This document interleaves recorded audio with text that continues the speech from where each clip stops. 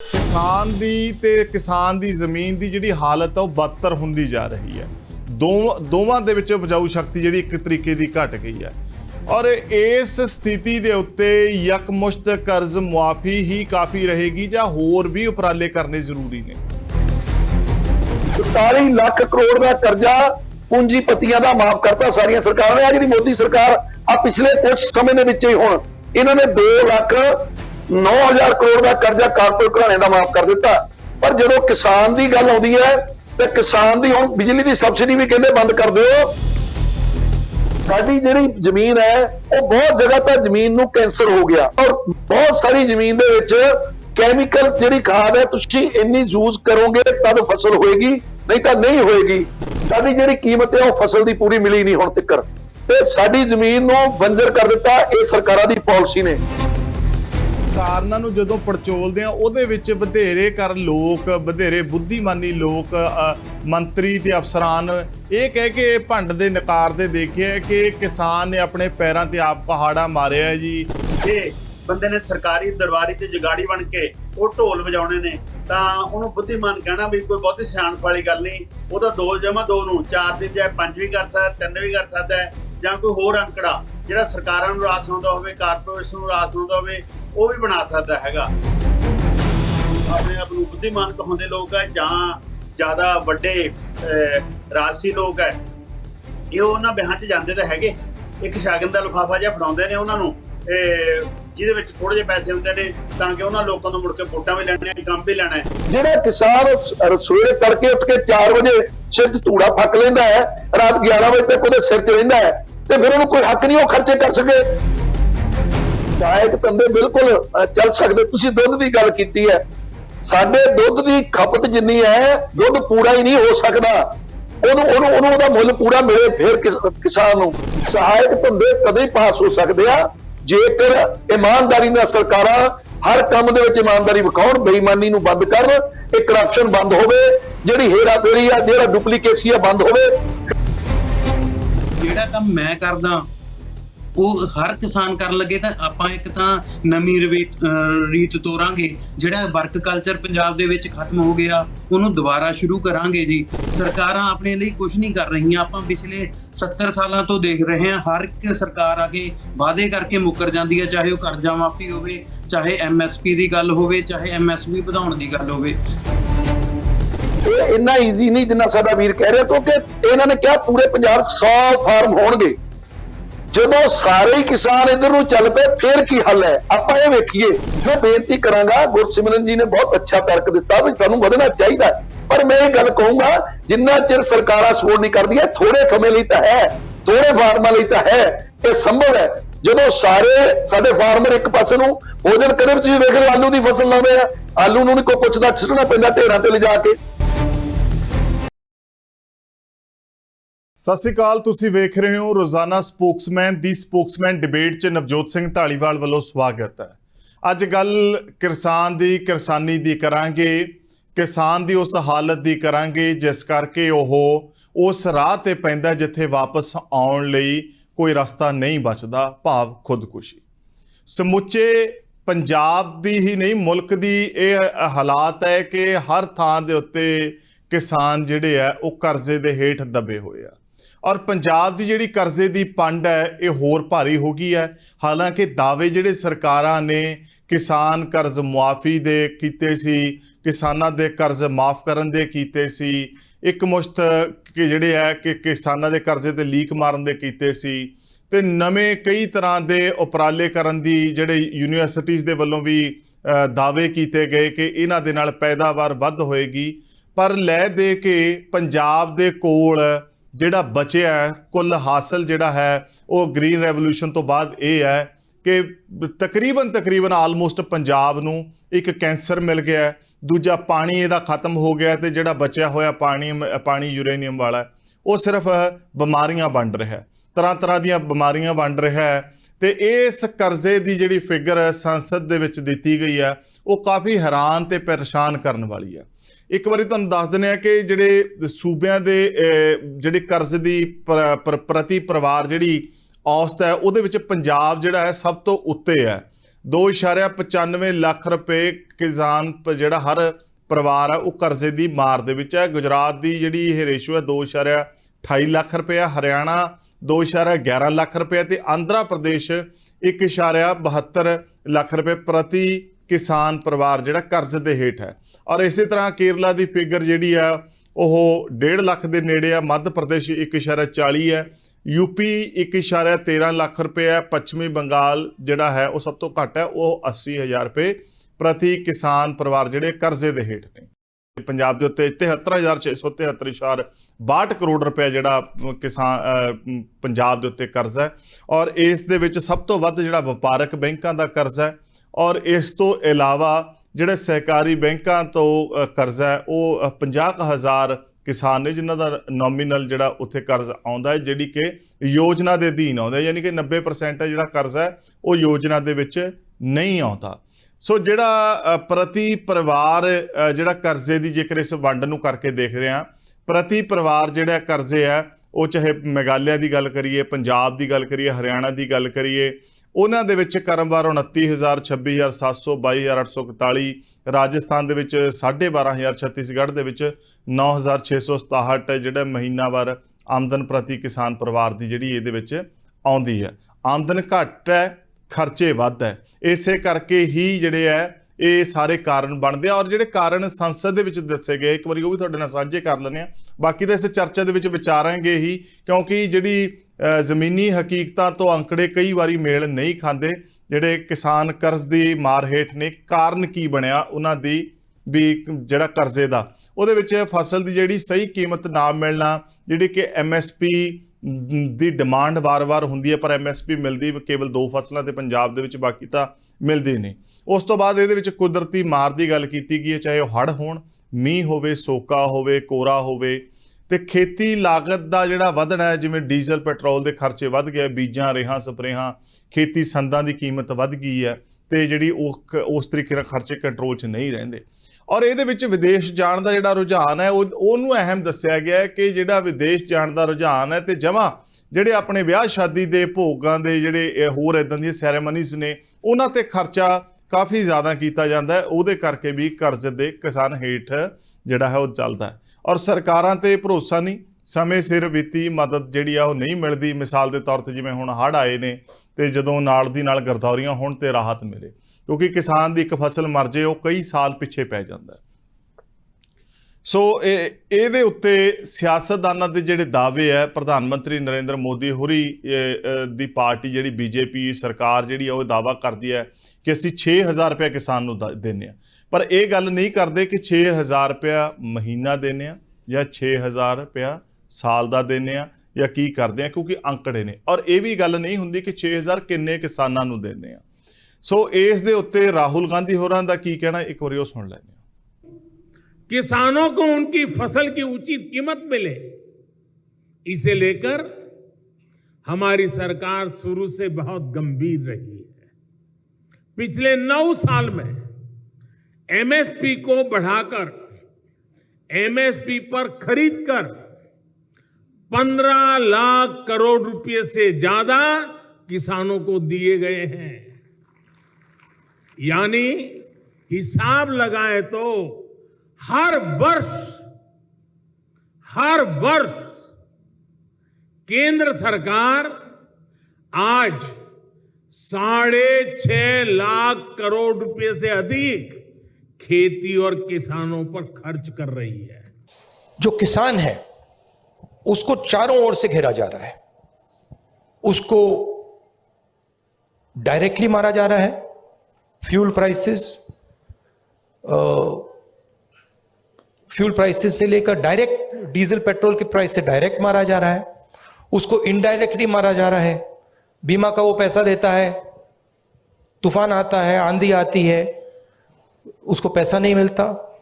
उसको डायरेक्टली खाद के प्राइसेस। मैं आपको एक बात की गारंटी दे दूंगा कि कोई भी कांग्रेस पार्टी की सरकार आएगी, वो आक्रमण बंद होगा, किसान की रक्षा होगी, उसकी प्रोटेक्शन होगी।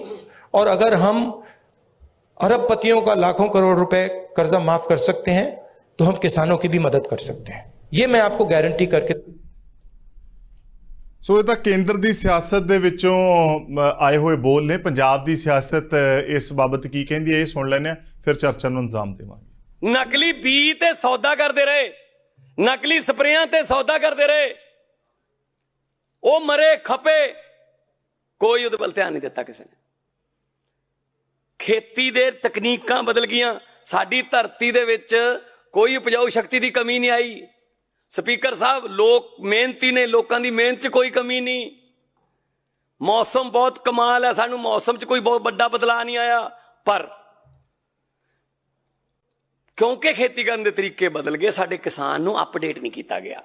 ਹੁਣ ਬੀਜਣ ਦੇ ਤਰੀਕੇ ਬਦਲ ਗਏ, ਫਸਲ ਬੀਜਣ ਦੇ ਤਰੀਕੇ ਬਦਲ ਗਏ। ਇੱਕੋ ਫਸਲ ਨੂੰ ਬੀਜਣ ਦੇ 3 ਤਰੀਕੇ ਨੇ ਜੀ। ਸਪਰੇਅ ਕਰਨ ਦੇ ਤਰੀਕੇ ਬਦਲ ਗਏ, ਪਾਣੀ ਲਾਉਣ ਦੇ ਤਰੀਕੇ ਬਦਲ ਗਏ। ਅਸੀਂ ਈ ਖੇਤੀ ਵੱਲ ਵੀ ਧਿਆਨ ਦੇ ਰਹੇ ਹਾਂ। ਈ ਖੇਤੀ ਕਿ ਅਸੀਂ ਬਹੁਤ ਵੱਡੀਆਂ ਫਰਮਾਂ ਨਾਲ ਗੱਲ ਕੀਤੀ ਹੈ ਕਿ ਸਾਨੂੰ ਦੱਸੋ ਕਿੱਥੇ ਕਿੱਥੇ ਕਮੀ ਰਹਿ ਗਈ, ਸਾਡਾ ਪਾਣੀ ਕਿੱਥੇ ਕਿੱਥੇ ਡੂੰਘਾ ਚਲਾ ਗਿਆ, ਕਿੱਥੇ ਕਿੱਥੇ ਅਸੀਂ ਟਿਊਬਵੈਲ ਨਾ ਚਲਾਈਏ, ਕਿੱਥੇ ਕਿਹੜੀ ਫਸਲ ਬੀਜੀਏ ਉਹਦੇ ਨਾਲ ਪਾਣੀ ਉੱਪਰ ਆ ਜੇ, ਨਾਲੇ ਫਸਲ ਵੀ ਜਿਹੜੀ ਹੈ ਵਧੀਆ ਪੈਦਾਵਾਰ ਹੋ ਜੇ। ਜਿੱਦਣ ਦਾ ਮੁੱਖ ਮੰਤਰੀ ਭਗਵੰਤ ਮਾਨ ਆਇਆ, ਇਹ ਪੰਜਾਬ ਵਾਸਤੇ ਇੱਕ ਕਲੇੜਾ ਸਾਬਤ ਹੋ। ਪਤਾ ਨਹੀਂ ਇਹਦੇ ਮੱਥੇ ਤੇ ਕਿਹੜੀ ਲਕੀਰ ਹੈ। ਕਿਸਾਨੀ ਵਾਸਤੇ ਬਹੁਤ ਭਾਰੂ, ਕਿਸਾਨਾਂ ਵਾਸਤੇ ਤੇ ਖੇਤ ਮਜ਼ਦੂਰਾਂ ਵਾਸਤੇ। ਜਿੱਦਣ ਮਾਨ ਸਾਹਿਬ ਦੀ ਸਰਕਾਰ ਆਈ, ਮੇਰੇ ਵੱਲ ਇੱਕ ਧਿਆਨ ਕਰੋ, ਬਾਕੀ ਕੰਮ ਚੱਲਦਾ ਰਹੇਗਾ। ਦੋ ਮਾਨ ਸਾਹਿਬ ਜਿੱਦਣ ਦੇ ਆਏ ਨੇ ਪਿਛਲੇ ਸਾਲ ਮਾਰਚ ਦੇ ਮਹੀਨੇ ਵਿੱਚ, ਤੁਸੀਂ ਵੋਟਾਂ ਪਾ ਕੇ ਇਹਨਾਂ ਨੂੰ ਕਾਮਯਾਬ ਕੀਤਾ।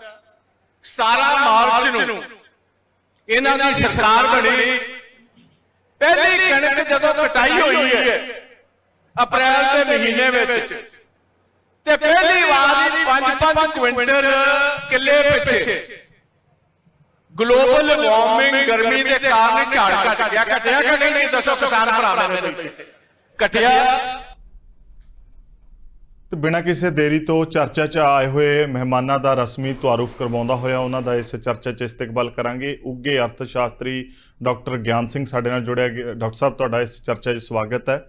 ਕਿਸਾਨ ਆਗੂ ਮਨਜੀਤ ਰਾਏ ਸਾਹਿਬ ਸਾਡੇ ਨਾਲ ਇਸ ਚਰਚਾ 'ਚ ਜੁੜਿਆ, ਤੁਹਾਡਾ ਸਵਾਗਤ ਹੈ, ਜੀਓ ਆਇਆਂ ਨੂੰ। ਗੁਰਸਿਮਰਨ ਸਿੰਘ ਜੀ ਅਗਾਂਹਵਧੂ ਕਿਸਾਨ ਨੇ, ਉਹ ਆਪਣੇ ਆਧਾਰ ਨਾਲ ਗੱਲ ਕਰਨਗੇ। ਗੁਰਸਿਮਰਨ ਜੀ, ਇਸਤਕਬਾਲ ਹੈ ਇਸ ਚਰਚਾ ਦੇ ਵਿੱਚ। ਅੱਜ 10 ਅਗਸਤ ਹੈ, 10 ਅਗਸਤ ਨੂੰ ਕਾਫੀ ਕੁਝ ਹੋਇਆ। ਮੈਂ ਹਲੇ ਉਹਨਾਂ ਪੱਖਾਂ ਵੱਲ ਤਾਂ ਨਹੀਂ ਜਾਊਂਗਾ। ਮੈਂ ਜਦੋਂ ਇਹ ਤਾਰੁਫ ਕਰਵਾ ਰਿਹਾ ਸੀਗਾ ਤਾਂ ਗੱਲ ਯਾਦ ਆ ਰਹੀ ਸੀ, ਕਿਉਂਕਿ ਗੁਰਸਿਮਰਨ ਹੋਰਾਂ ਬਾਰੇ ਅਸੀਂ ਪਹਿਲਾਂ ਗੱਲ ਕਰ ਰਹੇ ਸੀ ਕਿ ਉਹ ਅਗਾਂਹਵਧੂ ਕਿਸਾਨ ਨੇ ਕੁਝ ਵੱਖਰੇ ਐਂਗਲ ਦੇ ਨਾਲ ਸੋਚਣਗੇ।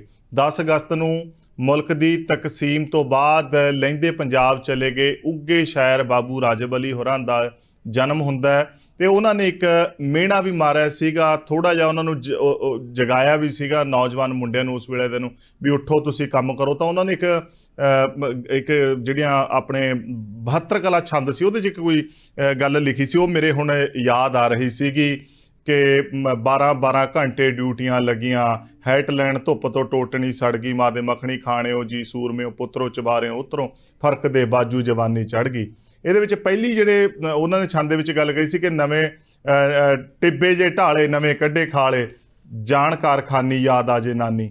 ਸੋ ਇਹ ਬਾਬੂ ਰਾਜਬ ਅਲੀ ਹੋਰਾਂ ਨੇ ਜਿਹੜੀ ਇੱਕ ਚੇਟਕ ਲਾਈ ਸੀ ਇਸ ਗੱਲ ਦੀ, ਉਸ ਦੀ ਜਿਹੜੀ ਹੈ ਉਸ ਚੇਟਕ ਤੋਂ ਬਾਅਦ ਅੱਜ ਗੱਲ ਕਰਾਂਗੇ ਡਾਕਟਰ ਸਾਹਿਬ ਹੋਰਾਂ ਦੇ ਨਾਲ।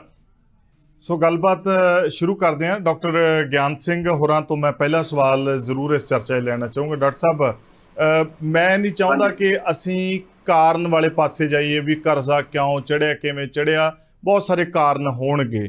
ਮੈਂ ਇਹ ਕਹਿਣਾ ਕਿ ਅਸੀਂ ਸ਼ੁਰੂਆਤ ਇੱਥੋਂ ਕਰੀਏ, ਇਹ ਤੋਂ ਬਚਿਆ ਕਿਵੇਂ ਜਾ ਸਕਦਾ, ਇਹਦਾ ਹੱਲ ਕਿਵੇਂ ਹੋ ਸਕਦਾ, ਕਿਉਂਕਿ ਲੋਕਾਂ ਕੋਲ ਇੱਕੋ ਹੀ ਰਾਹ ਬਚਿਆ, ਮੌਤ ਦਾ। ਤੇ ਧੰਨਵਾਦ ਸਾਹਿਬ, ਠੀਕ ਹੈ, ਜਿਸ ਤਰ੍ਹਾਂ ਤੁਹਾਡਾ ਸਵਾਲ ਹੈ ਮੈਂ ਉਸ ਤਰ੍ਹਾਂ ਦਾ ਜਵਾਬ ਦੇ ਦਿੰਦਾ।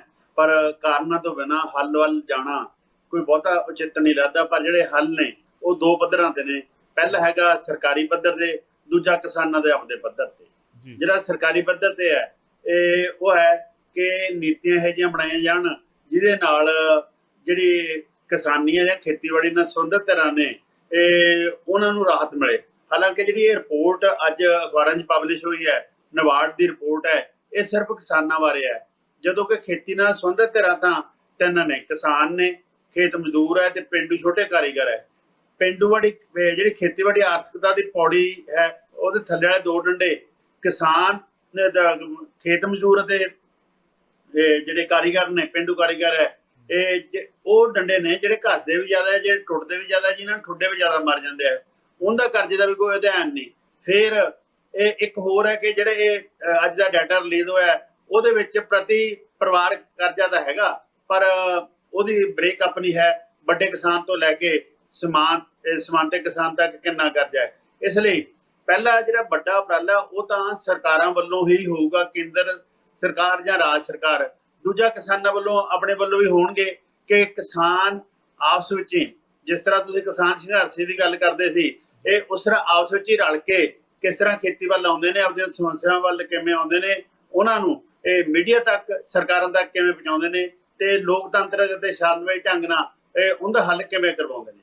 ਡਾਕਟਰ ਸਾਹਿਬ, ਮੈਂ ਜਿਹੜਾ ਕਾਰਨ ਤੋਂ ਗਰੇਜ਼ ਕੀਤਾ ਉਹ ਇਸ ਕਰਕੇ ਕੀਤਾ ਕਿ ਅਕਸਰ ਹੀ ਕਾਰਨਾਂ ਨੂੰ ਜਦੋਂ ਪੜਚੋਲਦੇ ਆ ਉਹਦੇ ਵਿੱਚ ਵਧੇਰੇ ਲੋਕ, ਵਧੇਰੇ ਬੁੱਧੀਮਾਨੀ ਲੋਕ, ਮੰਤਰੀ ਤੇ ਅਫਸਰਾਨ ਇਹ ਕਹਿ ਕੇ ਭੰਡ ਦੇ ਨਕਾਰਦੇ ਦੇਖਿਆ ਕਿ ਕਿਸਾਨ ਨੇ ਆਪਣੇ ਪੈਰਾਂ ਤੇ ਆਪ ਕੁਹਾੜਾ ਮਾਰਿਆ ਜੀ, ਇਹ ਵਿਆਹਾਂ ਤੇ ਭੋਗਾਂ ਤੇ ਖੇਤੀ ਸੰਦਾਂ ਤੇ ਵੱਧ ਖਰਚਾ ਕਰਦੇ ਆ, ਜਦੋਂ ਕਿ ਇਹ ਵੀ ਸਮਾਜ ਦਾ ਉਹੀ ਅੰਗ ਨੇ ਜਿਹੜੇ ਕਿ ਬਾਕੀ ਕਰਦੇ ਆ। ਉਹ ਲੋਕਾਂ ਦਾ ਕਲਚਰ ਇਹਨਾਂ ਤੇ ਰਿਫਲੈਕਟ ਕਰਦਾ ਹੈ ਤੇ ਖੇਤੀ ਸੰਦਾਂ ਦੀ ਵੀ ਆਪਣੀ ਇੱਕ ਮਾਰਕੀਟਿੰਗ, ਇੱਕ ਵੱਡੀ ਮਾਰਕੀਟ ਹੈ ਜਿਹੜੀ ਕਿ ਇਹਨਾਂ ਨੂੰ ਉਤਸ਼ਾਹਿਤ ਕਰਦੀ ਹੈ ਤੇ ਨਵੇਂ ਤਰੀਕੇ ਦੱਸਦੀ ਹੈ, ਤੇ ਜਾਲ ਤਾਂ ਆਪ ਹੀ ਬੁਣਿਆ ਜਾਂਦਾ ਜਿਹਦੇ ਵਿੱਚ ਇਹ ਫਸ ਜਾਂਦੇ ਆ। ਇਹ ਧਾਲੀਵਾਲ ਸਾਹਿਬ, ਜਿਹੜਾ ਤੁਸੀਂ ਇੱਕ ਬੁੱਧੀਮਾਨ ਕਹੇ ਜਾਂ ਬੁੱਧੀਜੀਵੀ ਕਹਿ ਲੈਂਦੇ ਆ, ਇਹ ਚੌਮਸਕੀ ਦੀ ਡੈਫੀਨੇਸ਼ਨ ਹੈ ਜਿਹੜੀ ਐਕਸੈਪਟ ਹੁੰਦੀ ਹੈ। ਇਹ ਬੁੱਧੀਮਾਨ ਲੋਕ ਤਾਂ ਉਹ ਹੁੰਦੇ ਆ ਜਿਹੜੇ ਆਪਣੇ ਆਲੇ ਦੁਆਲੇ ਬਾਰੇ ਆਮ ਲੋਕਾਂ ਨੂੰ ਵੱਧ ਜਾਣਦੇ ਤੇ ਉਹਦੇ ਬਿਹਤਰੀ ਲਈ ਕੰਮ ਕਰਦੇ ਆ। ਜੇ ਬੰਦੇ ਨੇ ਸਰਕਾਰੀ ਦਰਬਾਰੀ ਤੇ ਜੁਗਾੜੀ ਬਣ ਕੇ ਉਹ ਢੋਲ ਵਜਾਉਣੇ ਨੇ ਤਾਂ ਉਹਨੂੰ ਬੁੱਧੀਮਾਨ ਕਹਿਣਾ ਵੀ ਕੋਈ ਬਹੁਤੀ ਸਿਆਣਪ ਵਾਲੀ ਗੱਲ ਨਹੀਂ। ਉਹ ਤਾਂ 2+2 ਨੂੰ 4 ਦੀ ਬਜਾਏ 5 ਵੀ ਕਰ ਸਕਦਾ, 3 ਵੀ ਕਰ ਸਕਦਾ ਹੈ, ਜਾਂ ਕੋਈ ਹੋਰ ਅੰਕੜਾ ਜਿਹੜਾ ਸਰਕਾਰਾਂ ਨੂੰ ਰਾਸ ਆਉਂਦਾ ਹੋਵੇ, ਕਾਰਪੋਰੇਸ਼ਨ ਨੂੰ ਰਾਸ ਆਉਂਦਾ ਹੋਵੇ, ਉਹ ਵੀ ਬਣਾ ਸਕਦਾ ਹੈਗਾ। ਇਸ ਲਈ ਉਹਨਾਂ ਨੂੰ ਤਾਂ ਨਹੀਂ ਲਿਆਉਣਾ ਚਾਹੀਦਾ, ਘੱਟੋ ਘੱਟ ਉਹਨਾਂ ਦੇ ਰੈਨੂ ਦੇ ਵਿੱਚ ਲਿਆਉਣਾ ਚਾਹੀਦਾ ਹੈ ਜਿਹੜੀਆਂ ਸਿੱਧੀਆਂ ਨਿਪੀੜੀਆਂ ਜਾ ਰਹੀਆਂ ਨੇ, ਜਾਂ ਜਿਨ੍ਹਾਂ ਦੇ ਇਹਨਾਂ ਬਾਰੇ ਕੋਈ ਅਧਿਐਨ ਨੇ, ਜਾਂ ਜਿਨ੍ਹਾਂ ਦਾ ਇਹਨਾਂ ਬਾਰੇ ਕੋਈ ਕੰਸਰਨ ਹੈਗਾ। ਤੇ ਇਸ ਲਈ ਜਿਹੜਾ ਹੈਗਾ ਖੇਤੀਬਾੜੀ ਜਿਹੜਾ ਕ੍ਰਾਈਸਿਸ ਹੈ ਉਹ ਕਿਸਾਨਾਂ ਤੱਕ ਹੀ ਸੀਮਿਤ ਨਹੀਂ, ਸਾਰੇ ਵਰਗਾਂ ਤੱਕ ਸੀਮਿਤ ਹੈ। ਕਿਸਾਨ ਨੇ, ਖੇਤ ਮਜ਼ਦੂਰ ਹੈ, ਪਿੰਡੂ ਕਾਰੀਗਰ ਨੇ, ਤੇ ਫਿਰ ਉਹ ਵਾਤਾਵਰਨ ਨੂੰ ਵੀ ਇਫੈਕਟ ਕਰਦਾ, ਧਰਤੀ ਹੇਠਲੇ ਪਾਣੀ ਨੂੰ ਵੀ ਇਫੈਕਟ ਕਰਦਾ, ਸਾਡੀ ਜ਼ਿੰਦਗੀ ਨੂੰ ਵੀ ਇਫੈਕਟ ਕਰ ਰਿਹਾ ਹੈਗਾ। ਉਧਰ ਨੂੰ ਬਹੁਤ ਸਾਰੇ ਕਾਰਨ ਨੇ ਜਿਹਦੇ ਚੋਂ ਨਿਕਲੂਗਾ। ਤੇ ਫਿਰ ਕਿਸਾਨਾਂ ਦੀ ਆਪਦੀ ਪਹੁੰਚ ਦਾ ਵੀ ਰੌਲਾ ਹੈਗਾ। ਮੈਂ ਉਹ ਅਖਬਾਰ ਪੜ੍ਹ ਰਿਹਾ ਸੀ, ਉਹਦੇ ਵਿੱਚ ਵਿਦੇਸ਼ਾਂ ਬਾਰੇ ਕਰਜ਼ੇ ਵਾਲੀ ਗੱਲ ਹੈ।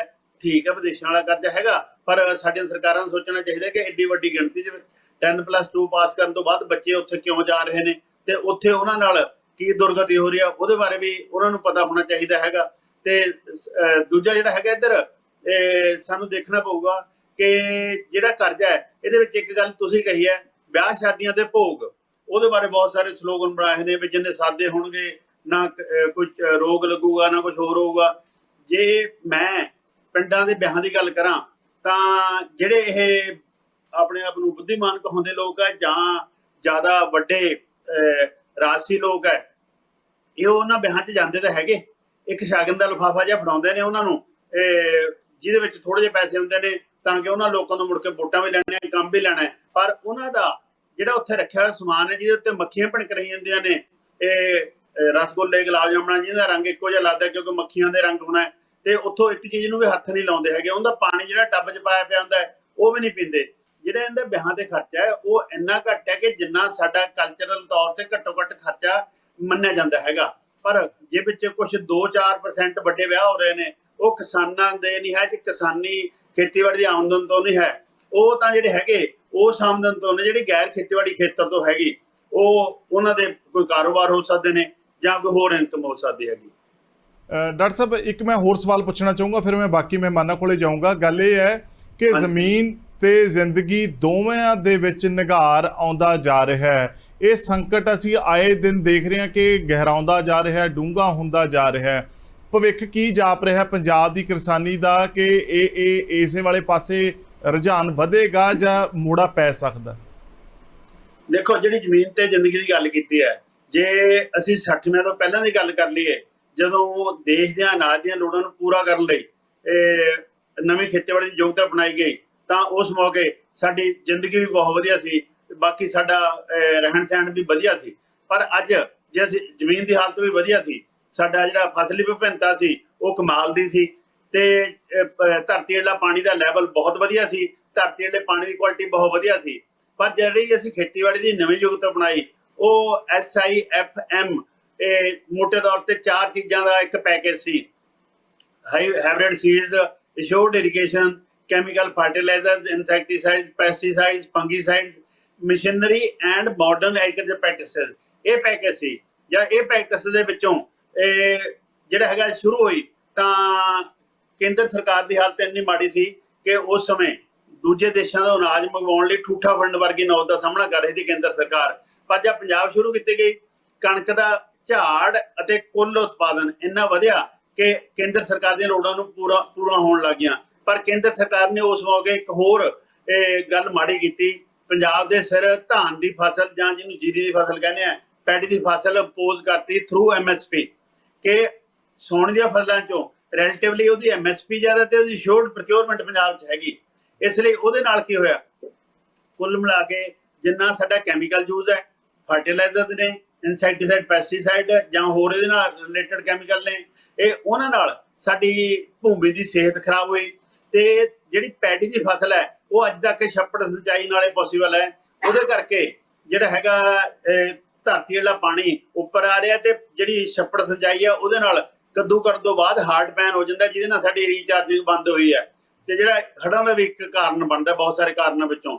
ਇਸ ਲਈ ਕੈਮੀਕਲ ਦੇ ਫਰਟੀਲਾਈਜ਼ਰ ਕਰਕੇ ਸਾਡੀ ਧਰਤੀ ਦੀ ਸਿਹਤ ਖਰਾਬ ਹੋ ਰਹੀ ਹੈ, ਮਨੁੱਖੀ ਦੀ ਸਿਹਤ ਖਰਾਬ ਹੋ ਰਹੀ ਹੈ ਅਤੇ ਧਰਤੀ ਵਾਲਾ ਪਾਣੀ ਥੱਲੇ ਜਾ ਰਿਹਾ, ਉਹਦੀ ਕੁਆਲਿਟੀ ਮਾੜੀ ਹੋ ਰਹੀ ਹੈ ਅਤੇ ਲਗਾਤਾਰ ਨਿਕਲਦੀ ਆਰਥਿਕ ਹਾਲਤ ਕਾਰਨ ਜਿਹੜਾ ਹੈਗਾ ਮਨੁੱਖੀ ਜ਼ਿੰਦਗੀ ਵੀ ਮਾੜੀ ਹੋ ਰਹੀ ਹੈ ਤੇ ਇਹਨਾਂ ਕੈਮੀਕਲ ਯੂਜ਼ ਕਰਕੇ ਸਾਡਾ ਵਾਤਾਵਰਨ ਗੰਧਲਾ ਹੋ ਰਿਹਾ ਹੈ ਤੇ ਜਿਹਦੇ ਕਰਕੇ ਹਰ ਬੰਦਾ ਜਿਹੜਾ ਪੰਜਾਬ 'ਚ ਰਹਿੰਦਾ ਹੈ ਤੇ ਇਹਦੇ ਨਾਲ ਲੱਗਦੇ ਇਲਾਕਿਆਂ 'ਚ ਰਹਿੰਦਾ ਹੈ ਉਹਦੇ ਇੰਪੈਕਟ ਆਉਣਾ ਸੁਭਾਵਿਕ ਹੈ। ਪਰ ਕੇਂਦਰ ਸਰਕਾਰ ਨੂੰ ਦੇਸ਼ ਦੇ ਅਨਾਜ ਸੁਰੱਖਿਆ ਲਈ ਲੰਬੇ ਸਮੇਂ ਲਈ ਬਣਾਈ ਰੱਖਣ ਲਈ ਜਾਂ ਟਿਕਾਊ ਬਣਾਈ ਰੱਖਣ ਲਈ ਪੰਜਾਬ ਨੂੰ ਉਹ ਫਸਲਾਂ ਦੇਣੀਆਂ ਚਾਹੀਦੀਆਂ ਨੇ ਜਿਹੜੀਆਂ ਇੱਥੋਂ ਦੀਆਂ ਐਗਰੋ ਕਲਾਈਮੇਟਿਕ ਕੰਡੀਸ਼ਨ ਨੂੰ ਸੂਟੇਬਲ ਨੇ। ਬਿਲਕੁਲ।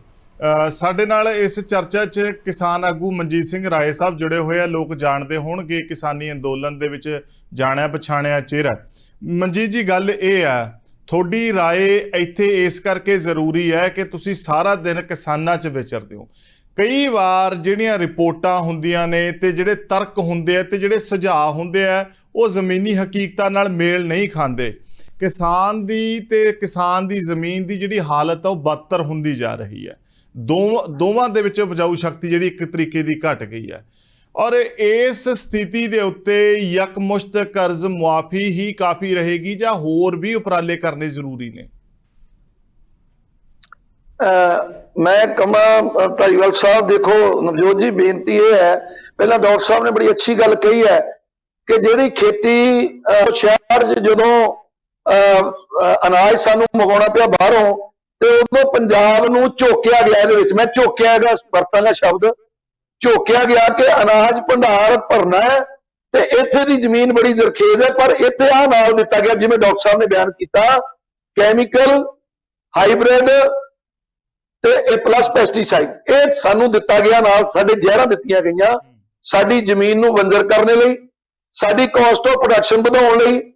ਔਰ ਮੈਂ ਕਹਾਂਗਾ ਕਿ ਸਰਕਾਰਾਂ ਦੀ ਪਾਲਿਸੀ ਕੋਈ ਨਹੀਂ ਰਹੀ ਜਿਹੜੀ ਪੰਜਾਬ ਪ੍ਰਤੀ, ਜਦੋਂ ਪੰਜਾਬ ਨੇ ਅੰਨ ਭੰਡਾਰ ਭਰਿਆ, ਐਡਾ ਵੱਡਾ ਸੰਕਟ ਜਿਹੜਾ ਸੀ ਉਹ ਤੋਂ ਪੂਰੇ ਭਾਰਤ ਨੂੰ ਬਾਹਰ ਕੱਢਿਆ ਔਰ ਆਪਣੀ ਜ਼ਮੀਨ ਨੂੰ ਜ਼ਰਖੇਜ਼ ਬਣਾਇਆ, ਪਰ ਪੰਜਾਬ ਪ੍ਰਤੀ ਜਿਹੜੀਆਂ ਸਰਕਾਰਾਂ ਉਹਦੀ ਪਾਲਿਸੀ ਕੋਈ ਨਹੀਂ ਬਣ ਸਕੀ ਹੁਣ ਤੱਕ ਕਿ ਪੰਜਾਬ ਤੋਂ ਅਸੀਂ ਪੰਜਾਬ ਦੀ ਜ਼ਮੀਨ ਨੂੰ ਜ਼ਰਖੇਜ਼ ਬਣਾ ਰਹੇ ਹਾਂ, ਕੈਮੀਕਲ ਵਰਤ ਕੇ, ਪੈਸਟੀਸਾਈਡ ਵਰਤ ਕੇ ਬੰਜਰ ਬਣਾ ਰਹੇ, ਸੌਰੀ ਜ਼ਰਖੇਜ਼ ਕਹਿ ਰਿਹਾ ਮੈਂ, ਬੰਜਰ ਬਣਾ ਰਹੇ ਆ। ਇਹਦੇ ਬਾਰੇ ਪਾਲਿਸੀ ਕੀ ਅੱਗੇ ਕਰਨੀ ਹੈ?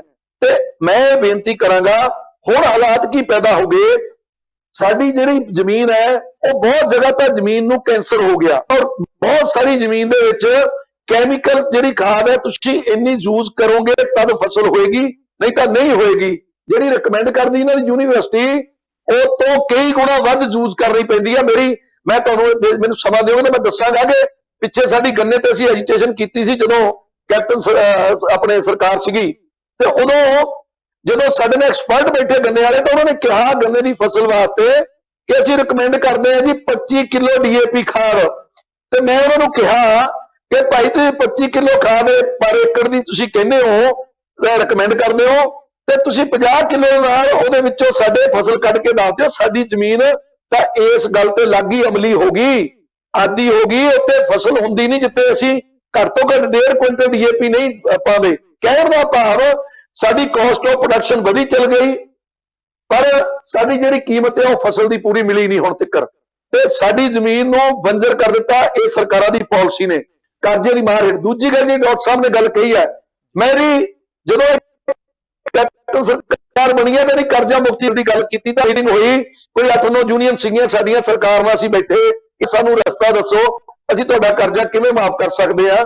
ਤੇ ਇਹਦੀ ਜਦੋਂ ਕੋਆਪਰੇਟਿਵ ਸੁਸਾਇਟੀਆਂ ਚੁੱਕੀਆਂ ਸੀ ਤਾਂ ਅਸੀਂ ਇਹਨਾਂ ਨੂੰ ਦੱਸਿਆ ਕਿ ਤੁਸੀਂ ਮਾਲ ਮਹਿਕਮੇ ਕੋਲ ਜਾਓ, ਕਿਉਂਕਿ ਕੋਆਪਰੇਟਿਵ ਸੁਸਾਇਟੀਆਂ ਦੇ ਵਿੱਚ ਜ਼ਮੀਨ ਦਾ ਮਾਲਕ ਕੋਈ 4 ਕਨਾਲ ਦਾ, ਪਰ ਉੱਤੇ ਹਿੱਸੇਦਾਰੀ ਉਹਦੀ 7 ਕਿੱਲਿਆਂ ਦੀ ਹੋਏਗੀ, ਤੇ ਤੁਸੀਂ ਉਹਦਾ ਕਰਜ਼ਾ ਮਾਫ ਹੀ ਨਹੀਂ ਕਰ ਸਕੋਗੇ, ਕਿਉਂਕਿ ਜਦੋਂ ਕੋਆਪਰੇਟਿਵ ਸੁਸਾਇਟੀਆਂ ਤੋਂ ਰਿਕਾਰਡ ਲਿਆ ਤਾਂ 7 ਕਿੱਲੇ ਦਾ ਮਾਲਕ ਸ਼ੋ ਹੋਣਾ ਹੈ, ਪਰ ਉਹਦੀ ਜਿਹੜੀ ਅਸਲ ਦੇ ਵਿੱਚ ਮਾਲ ਮਹਿਕਮੇ ਚ ਮਾਲਕੀ ਉਹ 4 ਕਨਾਲ ਦੀ ਹੈ। ਸੋ ਉਹ ਜਦੋਂ ਮੀਟਿੰਗ ਹੋਈ ਉੱਥੇ ਇਸ ਗੱਲ ਦੀ ਚਰਚਾ ਹੋਈ, ਬਹਿਸ ਹੋਈ ਸਾਡੀ। ਮਨਪ੍ਰੀਤ ਬਾਦਲ ਜੀ ਨੇ ਕਿਹਾ ਸੀ ਕਿ ਦੇਖੋ ਤੁਸੀਂ ਬੜੇ ਬੜੇ ਵਿਆਹ ਕਰਦੇ ਆ, ਤੁਸੀਂ ਆਗੂ ਹੋ, ਕਿਸਾਨਾਂ ਨੂੰ ਕਹੋ, ਤੁਸੀਂ ਭੋਗਾਂ ਦੇ ਖਰਚੇ ਕਰਦੇ ਹੋ, ਬੜੀ ਬੜੀਆਂ ਗੱਡੀਆਂ ਲੈ ਲਈਆਂ, ਕੋਠੀਆਂ ਪਾ ਲਈਆਂ। ਤੇ ਮੈਂ ਇੱਕੋ ਅਰਜ਼ ਕੀਤੀ ਸੀ ਮਨਪ੍ਰੀਤ ਬਾਦਲ ਜੀ ਨੂੰ ਉਸ ਵਕਤ, ਮੈਂ ਕਿਹਾ ਕਿ ਇਹ ਤੋੜਨਾ ਕਿਵੇਂ, ਰੀਤ ਕਿਵੇਂ ਤੋੜਨੀ ਹੈ। ਪਾਕਿਸਤਾਨ ਜੱਜ ਵੀ ਜਦੋਂ ਵਿਆਹ ਕਰਾਉਣ ਜਾਂਦੇ ਲੜਕੇ ਵਾਲੇ ਲੜਕੀ ਦੇ ਘਰ, ਤੇ ਉੱਥੇ ਕੇਵਲ 1 ਕੱਪ ਸੂਪ ਦਾ ਪੀਂਦੇ ਆ, ਕਬੂਲ ਹੈ ਕਹਿ ਕੇ ਆਪਣੇ ਘਰ ਲਿਆਉਂਦੇ ਆ, ਆਪਣੇ ਘਰ ਆ ਕੇ ਜਿੱਦਾਂ ਮਰਜ਼ੀ ਫੰਕਸ਼ਨ ਕਰਨ। ਸੋ ਮੈਂ ਇਹ ਗੱਲ ਕਰਨਾ ਚਾਹੁੰਦਾ ਹਾਂ ਕਿ ਮੈਂ ਕਿਹਾ ਮਨਪ੍ਰੀਤ ਜੀ ਨੂੰ ਵੀ ਖਰਚਾ ਕਿਵੇਂ ਘਟਾਉਣਾ ਹੈ ਤੇ ਕਿਹੜੇ ਰੀਤ ਤੋੜਨੀ ਹੈ, ਇਹ ਰੀਤ ਤੁਸੀਂ ਤੋੜਨੀ ਹੈ। ਕੀ ਕਸੂਰ ਹੈ ਕਿਸਾਨ ਦਾ? ਇੱਕ ਬੱਚਾ ਦੇਖੋ, 2 ਬੇਟੀਆਂ ਪੜ੍ਹਦੀਆਂ ਸਕੂਲ ਦੇ ਵਿੱਚ ਇਕੱਠੀਆਂ, ਤੇ ਇੱਕ ਬੇਟੀ ਦਾ ਬਾਪ ਕਿਸਾਨ ਰਹਿ ਜਾਂਦਾ, ਇੱਕ ਬੇਟੀ ਦਾ ਬਾਪ ਪਹਿਲਾਂ ਐਮਐਲਏ ਬਣਦਾ, ਫਿਰ ਉਹ ਮੰਤਰੀ ਬਣ ਜਾਂਦਾ, ਤੇ ਉਹ ਆਪਣੀ ਬੇਟੀ ਦੇ ਵਿਆਹ ਤੇ ਖਰਚ ਕਰਦਾ 2 ਕਰੋੜ 3 ਕਰੋੜ 4 ਕਰੋੜ, ਤੇ ਉਹ ਜਿਹੜਾ ਕਿਸਾਨ ਹੈ ਉਹਨੂੰ ਹੱਕ ਨਹੀਂ ਫਿਰ ਆਪਣੀ ਬੇਟੀ ਦਾ ਵਿਆਹ ਕਿਸੇ ਚੰਗੇ ਉਹਦੀਆਂ ਵੀ ਹਸਰਤਾਂ ਪੂਰੀਆਂ ਕਰ ਸਕੇ, ਉਹਦੇ ਮਨ ਦੀਆਂ ਭਾਵਨਾਵਾਂ ਪੂਰੀਆਂ ਕਰ ਸਕੇ।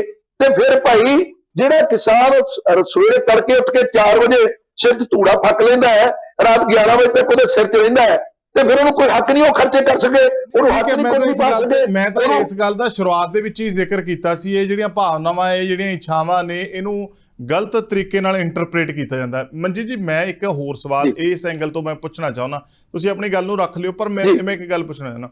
ਇੱਕ ਨਾ ਤਰਕ ਤੇ ਸੁਝਾਅ ਦਿੱਤਾ ਜਾ ਰਿਹਾ ਵਾਰ-ਵਾਰ ਕਿ ਕਿਸਾਨ ਰਵਾਇਤੀ ਫਸਲਾਂ ਵੱਲ ਆਉਣ, ਜਿਹੜੀ ਰਵਾਇਤੀ ਫਸਲੀ ਚੱਕਰ ਆ ਉਹ ਚੋਂ ਨਿਕਲ ਕੇ ਜਿਹੜਾ ਸਾਡਾ ਪੁਰਾਣਾ ਸਿਸਟਮ ਹੈ ਵੀ ਉਹਦੇ ਉੱਤੇ ਵਾਪਸ ਆਉਣ, ਇਹ ਕਣਕ ਝੋਨੇ ਦੇ ਚੱਕਰ ਚੋਂ ਨਿਕਲਣ, ਇਸ ਫਸਲੀ ਚੱਕਰ ਚੋਂ।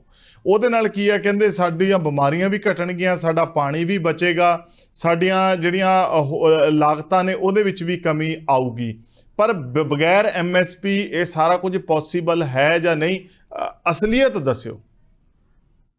ਨਹੀਂ ਧਾਰੀਵਾਲ ਸਾਹਿਬ, ਇਹ ਸੰਭਵ ਹੀ ਨਹੀਂ ਬਿਨਾਂ MSP ਤੋਂ, ਔਰ ਉਹ ਵੀ ਇਸ ਤਰ੍ਹਾਂ ਵੀ ਜਦੋਂ ਅਸੀਂ ਉਹ ਰਵਾਇਤੀ ਵੱਲ ਜਾਣਾ ਹੈ, ਜਿਹੜੀ ਆਰਗੈਨਿਕ ਖੇਤੀ ਦੀ ਹੁਣ ਗੱਲ ਕਰਦੇ ਨੇ, ਜੇ ਉੱਧਰ ਜਾਣਾ, ਜਿਹੜੀ ਫਸਲ ਇਸ ਵੇਲੇ ਸਾਡੀ 20 ਕੁਇੰਟਲ ਝਾੜ ਦਿੰਦੀ ਆ, ਉਹ 10 ਕੁਇੰਟਲ ਤੇ ਆਏਗੀ, 8 ਕੁਇੰਟਲ ਤੇ ਆਏਗੀ, ਤੇ ਫਿਰ ਜਦੋਂ ਉਹ ਆਏਗੀ ਤੇ ਫਿਰ ਉਹਦੇ ਤੇ ਲਾਗਤ ਮੁੱਲ ਕਿੰਨਾ ਆਉਂਦਾ ਹੈ ਆਰਗੈਨਿਕ ਤੇ, ਉਹਦੇ ਵਿੱਚ ਜਿਹੜੀ ਕਿਸਾਨ ਦੀ ਮਿਹਨਤ ਹੈ, ਕਿਸਾਨ ਦਾ ਘਰ ਕਿਵੇਂ ਚੱਲਣਾ, ਉਹਦਾ ਰੁਜ਼ਗਾਰ ਕਿਵੇਂ ਚੱਲਣਾ ਹੈ, ਉਹਦੇ ਘਰ ਦਾ ਰੋਟੀ ਦਾ ਬਸਰ ਕਿਵੇਂ ਚੱਲਣਾ ਹੈ, ਸੋ ਰਹਿ ਗੁਜ਼ਰ ਕਿਵੇਂ ਹੋਣਾ ਹੈ। ਸੋ ਇਹ ਸਰਕਾਰ ਉਹਨੂੰ ਦੇਖ ਕੇ MSP ਤੈਅ ਕਰੇ, ਫਿਰ ਤੇ ਸੰਭਵ ਹੋ ਸਕਦਾ ਹੈ ਕਿ ਜਿਹੜੇ ਸਰਕਾਰ ਦੇ ਸਹਾਇਕ ਧੰਦੇ ਆ ਉਹਨਾਂ ਨੂੰ ਵੀ ਅਡਾਪਟ ਕਰਨਾ ਚਾਹੀਦਾ, ਚਾਹੇ ਉਹ ਸ਼ੀਪ ਹੈ, ਚਾਹੇ ਉਹ ਫਿਸ਼ ਫਾਰਮਿੰਗ ਹੈ, ਜਾਂ ਮਿਲਕ ਦੀ ਪ੍ਰੋਡਕਸ਼ਨ ਹੈਗੀ ਹੈ, ਵੀ ਉਹਨਾਂ ਨੂੰ ਅਡਾਪਟ ਕੀਤਾ ਜਾਵੇ ਤੇ ਕਿਸਾਨ ਆਪਣੀ ਛੋਟੇ ਪੱਧਰ ਦੀ ਸਥਾਨਕ ਮੰਡੀ ਜਿਹੜੀ ਆ ਆਪਣੇ ਯਾਨੀ ਕਿ ਗ੍ਰਾਹਕ ਨੇ ਉਹ ਆਪ ਤਿਆਰ ਕਰਨ, ਆਪ ਹੰਬਲਾ ਮਾਰਨ, ਵੀ ਵਿਚੋਲੀਏ ਨੂੰ ਬਾਹਰ ਕਰਨ। ਨਹੀਂ,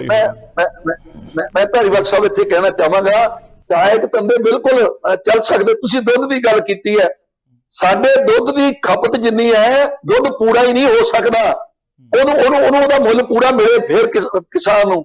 ਪਰ ਹੁਣ ਕਾਰਨ ਕੀ ਹੈ? ਡੁਪਲੀਕੇਟ ਦਾ ਮਾਲ ਵਿਕੀ ਜਾਂਦਾ ਮਾਰਕੀਟ, ਹਰ ਦਿਨ ਇਹਨਾਂ ਤੋਂ ਦੁੱਧ ਡੁਪਲੀਕੇਟ ਬੰਦ ਨਹੀਂ ਹੋ ਸਕਿਆ, ਤੇ ਫਿਰ ਉਹ ਜਦੋਂ ਡੈਰੀ ਵਾਲਾ ਕੰਮ ਕਰਦਾ ਕਿਸਾਨ, ਉਹਦਾ ਵੀ ਜਿਹੜਾ ਲਾਗਤ ਮੁੱਲ ਉਹਨੂੰ ਨਹੀਂ ਮਿਲਦਾ। ਜਿਹੜਾ ਦੁੱਧ ਹੈ, ਜੇਕਰ ਰਿਐਲਿਟੀ 'ਚ ਤੁਸੀਂ ਅੱਜ ਲੈਣਾ ਹੋਵੇ ਪਿਓਰ ਦੁੱਧ, ਜਿਹੜਾ ਦੁੱਧ ਆ ਚੁਆਵਾਂ ਦੁੱਧ ਲੈਣਾ, ਤੇ 100 ਰੁਪਏ ਕਿਲੋ ਨੂੰ ਵੀ ਉਹ ਸਸਤਾ ਹੈ।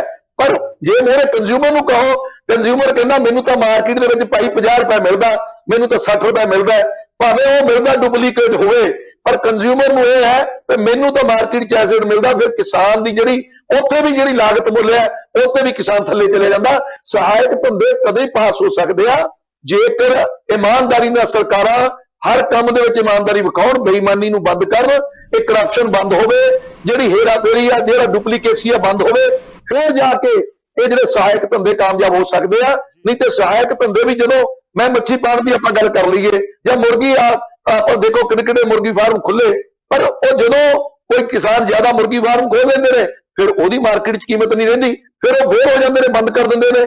ਸੋ ਏਦਾਂ ਵੀ ਬਹੁਤ ਕਿਸਾਨ ਕਰਜ਼ੇ ਹੇਠਾਏ ਕਿ ਕਰਜ਼ੇ ਲੈ ਕੇ ਮੁਰਗੀ ਫਾਰਮ ਖੋਲੇ, ਕਰਜ਼ੇ ਲੈ ਕੇ ਮੱਛੀ ਪਾਲਣ ਦਾ ਕੰਮ ਚਲਾਇਆ, ਡੈਰੀ ਚਲਾਈ, ਪਰ ਉਹ ਪਾਸ ਨਹੀਂ ਹੋ ਸਕੀ। ਜੀ ਮੈਂ ਇਸੇ ਕਰਕੇ ਗੁਰਸਿਮਰਨ ਜੀ ਹੋਰਾਂ ਜੀ ਨੂੰ ਇਸ ਚਰਚਾ 'ਚ ਜੋੜਿਆ ਸੀਗਾ ਕਿ ਹਰ ਐਂਗਲ ਤੋਂ ਚਰਚਾ ਨੂੰ ਕੀਤਾ ਜਾ ਸਕੇ। ਗੁਰਸਿਮਰਨ ਜੀ, ਗੱਲ ਇਹ ਆ ਕਿ ਇੱਕ ਚਰਚਾ ਇਹ ਵੀ ਚੱਲ ਰਹੀ ਆ ਅੱਜ ਕੱਲ ਕਿ ਜਿਹੜੇ ਸਾਡੇ ਹੁਣ ਦੇ ਨਵੇਂ ਮੁੰਡੇ ਆ ਜਿਹੜੇ ਉਹ ਥੋੜੇ ਅਵੇਸਲੇ ਜੇ ਹੋ ਗਏ ਆ, ਲੇਜ਼ੀਨੈਸ ਆ ਉਹਨਾਂ ਦੇ ਵਿੱਚ ਬਹੁਤ ਜ਼ਿਆਦਾ। ਉਹ ਕਹਿੰਦੇ ਆ ਵੀ ਮਸ਼ੀਨ ਨਾਲ ਅਸੀਂ ਕਣਕ ਬੀਜਤੀ, ਉਦੋਂ ਬਾਅਦ 2 ਪਾਣੀ ਲਾਤੇ, ਆਟੋਮੈਟਿਕ ਸੁੱਚ ਆ ਗਏ, ਇਹੀ ਕੰਮ ਝੋਨੇ ਵੇਲੇ ਹੈ ਕਿ ਬਾਹਰੋਂ ਲੇਬਰ ਆਈ ਤੇ ਉਹਨਾਂ ਤੋਂ ਲਵਾਈ ਤੇ ਉਸ ਤੋਂ ਬਾਅਦ ਅਸੀਂ ਵਿਹਲੇ ਹੋ ਗਏ। ਵੀ ਜਿਹੜੇ ਅਗਾਂਹ ਵਧੂ ਕਿਸਾਨ ਹੈ ਉਹ ਇਹ ਕਹਿੰਦੇ ਆ ਵੀ ਜੇ ਕਰਨਾ ਹੋਵੇ ਤੇ ਤੁਹਾਨੂੰ ਜ਼ਰੂਰ ਜਿਹੜਾ ਹੈ ਗੋਡੇ ਗਿੱਟੇ ਘਸਾਉਣੇ ਪੈਣਗੇ, ਮੁੱਲ ਤੁਹਾਨੂੰ ਮਿਲੂਗਾ। ਤੁਹਾਡਾ ਇਸ ਸੰਬੰਧੀ ਕੀ ਤਰਕ ਹੈ? ਜੀ ਸਤਿ ਸ਼੍ਰੀ ਅਕਾਲ ਜੀ। ਤੇ ਮੇਰਾ ਇਸ ਸੰਬੰਧੀ ਤੇ ਇਹੀ ਤਰਕ ਆ ਜੀ, ਜਦੋਂ ਆਪਾਂ ਕਿਸੇ ਨਵੇਂ ਕੰਮ ਨੂੰ ਕਰਦੇ ਆ ਤੇ ਫਿਰ ਦਿੱਕਤ ਬਹੁਤ ਜ਼ਿਆਦਾ ਆਉਂਦੀਆਂ ਨੇ, ਪਰ ਜਦੋਂ ਦਿੱਕਤਾਂ ਨੂੰ ਆਪਾਂ ਫੇਸ ਕਰਕੇ ਨਵੇਂ ਕੰਮ ਵੱਲ ਜਾਂਦੇ ਆ ਤੇ ਉਹਦੇ ਚੋਂ ਆਪਾਂ ਨੂੰ ਮੁੱਲ ਮਿਲਦਾ। ਮੈਂ ਜਦੋਂ ਕੰਮ ਸ਼ੁਰੂ ਕੀਤਾ ਸੀ ਆਰਗੈਨਿਕ ਖੇਤੀ ਦਾ, ਤੇ ਮੈਂ ਨਾਲ ਫਰੂਟਸ ਦਾ ਕੰਮ ਕੀਤਾ, ਆਰਗੈਨਿਕ ਖੇਤੀ ਦਾ ਕੰਮ ਕੀਤਾ, ਤੇ ਹੁਣ ਉਹਦੇ ਚੋਂ ਆਊਟਪੁੱਟ ਕੀ ਮਿਲਣ ਲੱਗੀ, ਮੇਰਾ ਫਰੂਟ ਮੇਰੇ ਘਰੋਂ ਵਿਕਣ ਲੱਗ ਗਿਆ। ਸਰੋਂ ਦੇ ਤੇਲ ਖਾਤਰ ਮੈਂ ਕੋਲੂ ਲਾਇਆ ਕੱਚਾ, ਮੈਂ 250 ਰੁਪਏ ਲੀਟਰ ਤੇਲ ਵੇਚਦਾ। ਤੇ ਮੈਂ ਦੋਨਾਂ ਵੱਡੇ ਸੱਜਣ ਨੇ ਜੀ ਮੇਰੇ ਤੋਂ, ਮੈਂ ਉਹਨਾਂ ਮੂਹਰੇ ਕੁਝ ਹੋਰ ਤੇ ਬੋਲ ਨਹੀਂ ਸਕਦਾ, ਪਰ ਇੰਨੀ ਜ਼ਰੂਰ ਗੱਲ ਕਹਿਣਾ ਵੀ ਜਿਹੜਾ ਕੰਮ ਮੈਂ ਕਰਦਾ ਉਹ ਹਰ ਕਿਸਾਨ ਕਰਨ ਲੱਗੇ ਤਾਂ ਆਪਾਂ ਇੱਕ ਤਾਂ ਨਵੀਂ ਰੀਤ ਤੋਰਾਂਗੇ। ਜਿਹੜਾ ਵਰਕ ਕਲਚਰ ਪੰਜਾਬ ਦੇ ਵਿੱਚ ਖਤਮ ਹੋ ਗਿਆ ਉਹਨੂੰ ਦੁਬਾਰਾ ਸ਼ੁਰੂ ਕਰਾਂਗੇ ਜੀ। ਇਸ ਲਈ ਸਾਰਿਆਂ ਨੂੰ ਰਲ ਕੇ ਹੰਭਲਾ ਮਾਰਨਾ ਪਊਗਾ। ਸਰਕਾਰਾਂ ਆਪਣੇ ਲਈ ਕੁਝ ਨਹੀਂ ਕਰ ਰਹੀਆਂ। ਆਪਾਂ ਪਿਛਲੇ 70 ਸਾਲਾਂ ਤੋਂ ਦੇਖ ਰਹੇ ਹਾਂ, ਹਰ ਇੱਕ ਸਰਕਾਰ ਆ ਕੇ ਵਾਅਦੇ ਕਰਕੇ ਮੁੱਕਰ ਜਾਂਦੀ ਹੈ, ਚਾਹੇ ਉਹ ਕਰਜ਼ਾ ਮਾਫੀ ਹੋਵੇ, ਚਾਹੇ MSP ਦੀ ਗੱਲ ਹੋਵੇ, ਚਾਹੇ MSP ਵਧਾਉਣ ਦੀ ਗੱਲ ਹੋਵੇ। ਤੇ ਜਦੋਂ ਹੁਣ ਆਪਾਂ ਨਵੇਂ ਕੰਮ ਦੇ ਵੱਲ ਤੁਰਦੇ ਹਾਂ ਤਾਂ ਫਿਰ ਆਪਾਂ ਨੂੰ ਆਪਣੀ ਮਾਰਕੀਟ ਵੀ ਨਵੀਂ ਬਣਾਉਣੀ ਪਊਗੀ ਤੇ ਆਪਾਂ ਨੂੰ ਹਿੰਮਤ ਵੀ ਕਰਕੇ ਨਵੇਂ ਜਿਹੜੇ ਹੈਗੇ ਆ ਕੰਮ ਉਹ ਸਿਰਜਣੇ ਪੈਣਗੇ। ਜਿੱਦਾਂ ਹੁਣ ਮੈਂ ਕੋਲੂ ਲਾਇਆ ਸੀ ਵੀਰ ਜੀ, ਕੋਲੂ ਦੇ ਵਿੱਚ ਮੈਂ ਹਰ ਰੋਜ਼ ਤਕਰੀਬਨ 25 ਤੋਂ 30 ਲੀਟਰ ਤੇਲ ਵੇਚਦਾ, ਜਿੰਨੀ ਮੇਰੀ ਸਰੋਂ ਸਾਰੀ ਅੱਗੇ ਡਾਇਰੈਕਟ ਫਾਰਮ ਜਿਹੜੇ ਕੰਜ਼ਿਊਮਰ ਨੇ ਉਹਨਾਂ ਨੂੰ ਵੇਚਦਾ। ਹੁਣ ਜਿਹੜਾ ਮੇਰਾ ਫਰੂਟ ਆਉਂਦਾ ਸਾਰਾ ਫਰੂਟ ਮੈਂ ਆਪਦੇ ਫਾਰਮ ਤੋਂ ਵੇਚਦਾ। ਇਹ ਮੇਰਾ ਇੱਕ ਫਾਰਮ ਨਹੀਂ ਹੈਗਾ, ਮੈਂ ਇੱਥੇ ਇਹ ਕੰਮ ਕਰ ਰਿਹਾ। ਲਗਭਗ 100 ਫਾਰਮ ਹੈਗਾ ਪੰਜਾਬ ਦੇ ਵਿੱਚ ਜੋ ਇਸ ਮਾਡਲ ਤੇ ਕੰਮ ਕਰ ਰਿਹਾ। ਜਦੋਂ ਆਪਾਂ ਸਰਕਾਰਾਂ ਨੂੰ ਲਗਾਤਾਰ ਮੰਗ ਕਰੀ ਜਾ ਰਹੇ ਹਾਂ, ਆਪਾਂ ਪਿੱਛੇ ਹਟ ਗਏ ਜੀ ਆਪਦੇ ਵਰਕ ਕਲਚਰ। ਕਈ ਮੁੰਡਿਆਂ ਨਾਲ ਗੱਲ ਹੁੰਦੀ ਹੈ ਅਕਸਰ ਜਦੋਂ ਪਿੰਡਾਂ 'ਚ ਜਾਈਦਾ, ਗਰਾਊਂਡ ਤੇ ਵਿਚਰੀਦਾ, ਉਹਨਾਂ ਨੂੰ ਜਦੋਂ ਅਸੀਂ ਆ ਤੁਹਾਡੇ ਵਰਗੀਆਂ ਗੱਲਾਂ ਦੱਸਦੇ ਹਾਂ, ਉਹ ਕਹਿੰਦੇ ਕਹਿਣੀ ਤੇ ਕਰਨੀ ਦੇ ਵਿੱਚ ਬਹੁਤ ਫਰਕ ਆ। ਉਹਨਾਂ ਦੇ ਪਿੱਛੇ ਕੋਈ ਵੱਡੀ ਸਪੋਰਟ ਖੜੀ ਹੁੰਦੀ ਹੈ। ਹੁਣ ਸਾਡੇ ਕੋਲ ਜਿਹਦੇ ਕੋਲ ਹੈ ਹੀ 2-2 2.5 ਕਿੱਲੇ ਆ ਜਾਂ ਜਿਨ੍ਹਾਂ ਕੋਲ ਕਨਾਲਾਂ ਦੇ ਵਿੱਚ ਪੈਲੀਆਂ ਰਹਿ ਗਈਆਂ, ਅਸੀਂ ਕਰੀਏ ਤਾਂ ਕਰੀਏ ਕਿਵੇਂ? ਇਹ ਕਿਵੇਂ ਹੋਊਗਾ ਕਿ ਉਹ ਫਿਰ ਇਸ ਮਾਡਲ ਦੇ ਵਿੱਚ ਕਣਕ ਝੋਨਾ ਲਾਉਂਦੇ ਨੇ, ਕੀ ਉਹ ਸਕਸੈਸਫੁਲ ਨੇ ਜਾਂ ਨਹੀਂ? ਨਹੀਂ, ਸਕਸੈਸਫੁਲ ਨਹੀਂ ਹੈ ਕਿ ਉਹ ਤਾਂ ਜਦੋਂ ਪਈ ਖੁਦਕੁਸ਼ੀਆਂ ਦੇ ਰਾਹ ਤੇ ਗਏ ਆ। ਪਰ ਕਾਰਨ ਇਹ ਹੈ ਵੀ ਗੱਲ ਇਹ ਹੈ, ਡਰ ਇਸ ਕਰਕੇ ਕਹਿੰਦੇ ਡੁੱਬੀ ਤਾਂ ਜੇ ਸਾਹ ਨਾ ਆਇਆ। ਉਹ ਕਹਿੰਦੇ ਵੀ ਉਧਰੋਂ ਕਰਜ਼ਾ ਵੀ ਲੈ ਲਈਏ ਨਵੇਂ ਸਿਰਿਓਂ ਤੇ ਇਧਰੋਂ ਕਾਮਯਾਬ ਵੀ ਨਾ ਹੋਈਏ ਤੇ ਮੁੜ ਕੇ ਫਿਰ ਹੱਲ ਕੀ ਹੈ? ਇੱਥੇ ਤਾਂ ਕੋਈ ਬੀਮਾ ਨਹੀਂ, ਕੋਈ ਗਰੰਟੀ ਨਹੀਂ, ਕੋਈ ਤੁਹਾਡੀ ਸਿਕਿਉਰਿਟੀ ਸੇਫਟੀ ਨਹੀਂ। ਬਾਈ ਜੀ, ਜਿਹੜੇ ਬੀਮੇ ਸੀ, ਜਿਹੜੇ ਸਿਕਿਉਰਿਟੀਆਂ ਸੀ, ਉਹਨਾਂ ਨੇ ਆਪਾਂ ਨੂੰ ਇੱਥੇ ਤੱਕ ਡਾਊਨਫਾਲ ਤੇ ਲੈ ਕੇ ਆਂਦਾ ਜੀ। ਜਿੰਨੇ ਡਾਊਨਫਾਲ ਤੇ ਆਪਾਂ ਆ ਚੁੱਕੇ ਹਾਂ, ਜਿਹੜੇ ਗਰੰਟੀਆਂ ਦਿੱਤੀਆਂ, ਚਾਹੇ ਉਹ MSP ਸੀ, ਚਾਹੇ ਉਹ ਕੁਛ ਸੀ। ਬਿਹਾਰ ਦੇ ਕਿਸਾਨ ਨੂੰ MSP ਨਹੀਂ ਮਿਲ ਰਹੀ, UP ਦੇ ਕਿਸਾਨ ਨੂੰ 13,000 ਪ੍ਰਤੀ ਫੈਮਿਲੀ। ਜੇ UP ਦੀ ਗੱਲ ਕਰੀਏ, ਉੱਥੇ MSP ਥੋੜੇ ਜਿਹੇ ਏਰੀਏ ਤੋਂ ਬਾਅਦ ਮਿਲਦੀ ਨਹੀਂ ਜੀ। ਤੇ ਫਿਰ ਆਪਣੀ ਕਿਉਂ ਆਪਾਂ ਫਿਰ 3 ਲੱਖ ਨੂੰ ਹੱਥ ਲਾਈ ਬੈਠੇ ਆਂ ਜੀ? ਕਾਰਨ ਕੀ ਹੈ? ਮਨਜੀਤ ਜੀ, ਤੁਹਾਡੇ ਤੋਂ ਕੋਈ ਸਵਾਲ ਲੈਣਾ ਚਾਹੁੰਦੇ ਆ? ਮੈਂ ਜਾਣਾ ਤਾਂ ਡਾਕਟਰ ਸਾਹਿਬ ਕੋਲੇ ਸੀ। ਚਲੋ ਮਨਜੀਤ ਜੀ, ਤੁਸੀਂ ਸਵਾਲ ਹਾਂ ਲੈ ਲਓ ਸਵਾਲ। ਸਾਡਾ ਵੀਰ ਬਹੁਤ ਅੱਛਾ, ਚਲੋ ਸਕਸੈਸ ਕਹਿੰਦਾ ਵੀ ਔਖੇ ਹੋ ਕੇ ਚਾਹੀਦਾ ਵੀ ਨੌਜਵਾਨਾਂ ਨੂੰ ਇੱਧਰ ਜਾਣਾ। ਪਰ ਮੈਂ ਬੇਨਤੀ ਕਰਾਂਗਾ ਵੀ ਇਹ ਇੰਨਾ ਈਜ਼ੀ ਨਹੀਂ ਜਿੰਨਾ ਸਾਡਾ ਵੀਰ ਕਹਿ ਰਿਹਾ, ਕਿਉਂਕਿ ਇਹਨਾਂ ਨੇ ਕਿਹਾ ਪੂਰੇ ਪੰਜਾਬ 'ਚ 100 ਫਾਰਮ ਹੋਣਗੇ। ਜਦੋਂ ਸਾਰੇ ਹੀ ਕਿਸਾਨ ਇੱਧਰ ਨੂੰ ਚੱਲ ਪਏ ਫਿਰ ਕੀ ਹੱਲ ਹੈ? ਆਪਾਂ ਇਹ ਵੇਖੀਏ, ਜਦੋਂ ਅਸੀਂ ਕਿੰਨੂ ਦੀ ਖੇਤੀ ਆਈ, ਮੈਂ ਦੱਸਾਂਗਾ ਕਿੰਨੂ ਦੀ ਖੇਤੀ ਆਈ ਸਾਡੇ ਦੁਆਬੇ ਦੇ ਵਿੱਚ ਬੜਾ ਕਿੰਨੂ ਲੱਗਿਆ ਤੇ ਕਿੰਨੂ ਵਾਸਤੇ ਤੇ ਫੈਕਟਰੀ ਵੀ ਲਾਈ, ਜੂਸ ਫੈਕਟਰੀ, ਪਰ ਕਿੰਨੂ ਨੂੰ ਕਿਸੇ ਨੇ ਨਹੀਂ ਪੁੱਛਿਆ। ਮੁੜ ਕੇ ਬੁਰੀ ਹਾਲਤ ਹੋਈ, ਪੱਟ ਸਿੱਟਿਆ ਲੋਕਾਂ ਨੇ, ਬਰਬਾਦ 2-2 3-3 ਸਾਲ ਵਾਗ ਲਾ ਕੇ ਪੱਟਣੇ ਪਏ। ਸੈਕਿੰਡ, ਇਹਨਾਂ ਨੇ ਕਿਹਾ ਕਿ ਕਰਜ਼ਾ ਯੂਪੀ ਬਿਹਾਰ ਚ ਕਿਉਂ ਘੱਟ ਹੈ। ਮੈਂ ਕਹਾਂਗਾ ਉੱਥੇ ਦੀ ਰਹਿ ਗੁਜ਼ਰ ਵੀਰ ਨੇ ਸ਼ਾਇਦ ਨਾ ਦੇਖੀ ਹੋਵੇ, ਮੈਂ ਤਾਂ ਵੇਖ ਕੇ ਆਇਆ ਸਾਰੀਆਂ ਸਟੇਟਾਂ 'ਚ, ਬੰਗਾਲ 'ਚ ਦੇਖ ਕੇ ਆਇਆ, ਉੜੀਸਾ 'ਚ ਦੇਖ ਕੇ ਆਇਆ, ਕਰਨਾਟਕ 'ਚ ਦੇਖ ਕੇ ਆਇਆ, ਅੰਦੋਲਨ ਦੌਰਾਨ ਜਾਣਾ ਪਿਆ। ਉੱਥੇ ਦੀ ਰਹਿ ਗੁਜ਼ਰ ਹੈ, ਜਿਹੜਾ ਉੱਥੇ ਦਾ ਫਾਰਮਰ ਹੈ ਉਹਦੀ ਅੱਜ ਵੀ ਧੋਤੀ ਫਟੀ ਹੋਈ ਹੈ, ਉਹਦੇ ਮੋਢੇ ਦੀ ਕਮੀਜ਼ ਪੂਰੀ ਪਾਈ ਨਹੀਂ ਹੋਈ, ਉਹਦੇ ਪੈਰਾਂ 'ਚ ਚੱਪਲ ਨਹੀਂ ਹੈ। ਇਸ ਕਰਕੇ ਉਹ ਵਿਚਾਰਾ ਕਰਜ਼ਾ ਕੀ ਚੁੱਕੂਗਾ, ਉਹਨੂੰ ਪਹਿਲੇ ਹੀ ਪਤਾ ਵੀ ਮੇਰੇ ਤੋਂ ਪਹਿਲੇ ਨਹੀਂ ਮੇਰੀ ਪੋਜੀਸ਼ਨ ਸਿਮਰਨ ਜੀ ਦਾ ਤਰਕ ਲੈ ਲਓ, ਆਪਾਂ ਫਿਰ ਡਾਕਟਰ ਸਾਹਿਬ ਦਾ ਵਿਚਾਰ ਲਵਾਂਗੇ। ਪੂਰੀ ਕਰ ਦਿਆਂ ਗੱਲ, ਮੈਂ ਪੂਰੀ ਕਰ ਦਿਆਂ ਗੱਲ, ਮੇਰੀ 30 ਸੈਕਿੰਡ ਬਸ। ਮੈਂ ਬੇਨਤੀ ਕਰਾਂਗਾ, ਗੁਰਸਿਮਰਨ ਜੀ ਨੇ ਬਹੁਤ ਅੱਛਾ ਤਰਕ ਦਿੱਤਾ ਵੀ ਸਾਨੂੰ ਵਧਣਾ ਚਾਹੀਦਾ, ਪਰ ਮੈਂ ਇਹ ਗੱਲ ਕਹੂੰਗਾ ਜਿੰਨਾ ਚਿਰ ਸਰਕਾਰਾਂ ਸਪੋਰਟ ਨਹੀਂ ਕਰਦੀਆਂ, ਥੋੜੇ ਸਮੇਂ ਲਈ ਤਾਂ ਹੈ, ਥੋੜੇ ਫਾਰਮਾਂ ਲਈ ਤਾਂ ਹੈ, ਇਹ ਸੰਭਵ ਹੈ। ਜਦੋਂ ਸਾਰੇ ਸਾਡੇ ਫਾਰਮਰ ਇੱਕ ਪਾਸੇ ਨੂੰ ਭੋਜਨ ਕਰੇ, ਤੁਸੀਂ ਵੇਖ ਲਓ ਆਲੂ ਦੀ ਫਸਲ ਲਾਉਂਦੇ ਆ, ਆਲੂ ਨੂੰ ਨਹੀਂ ਕੋਈ ਪੁੱਛਦਾ, ਛਿੱਟਣਾ ਪੈਂਦਾ ਢੇਰਾਂ ਤੇ ਲਿਜਾ ਕੇ। ਜਦੋਂ ਕੋਈ ਫਸਲ ਆਪਾਂ ਬੀਜਦੇ ਆ, ਉਹਦੀ ਜਦੋਂ ਡਿਮਾਂਡ ਮੋਰੇ, ਇਸ ਲਈ ਡਿਮਾਂਡ ਹੈਗੀ ਆ ਆਰਗੈਨਿਕ ਦੀ, ਇਹ ਗੁਰਸਿਮਰਨ ਜੀ ਠੀਕ ਕਹਿ ਰਹੇ ਨੇ, ਪਰ ਜਦੋਂ ਡਿਮਾਂਡ ਦੇ ਮੁਤਾਬਕ ਫਸਲ ਵੱਧ ਆ ਗਈ ਮਾਰਕੀਟ ਦੇ ਵਿੱਚ, ਫਿਰ ਉਹਦੀ ਡਿਮਾਂਡ ਬਿਲਕੁਲ ਡਾਊਨ ਆ ਜਾਂਦੀ ਆ। ਇਹਦੇ ਵਿੱਚ ਸਰਕਾਰਾਂ ਨੂੰ ਹੱਥ ਫੜਨਾ ਪਊ ਜੀ। ਹੁਣ ਲਓ ਜੀ ਸਵਾਲ। ਗੁਰਸਿਮਰਨ ਜੀ ਦਾ ਇਹਦੇ ਤੇ ਤਰਕ ਲੈ ਲੈਣੇ, ਪਰ ਡਾਕਟਰ ਸਾਹਿਬ ਇਹਨੂੰ ਵਧੀਆ ਤਰੀਕੇ ਨਾਲ ਐਲੈਬੋਰੇਟ ਕਰ ਸਕਦੇ ਆ। ਹਾਂਜੀ ਗੁਰਸਿਮਰਨ ਜੀ।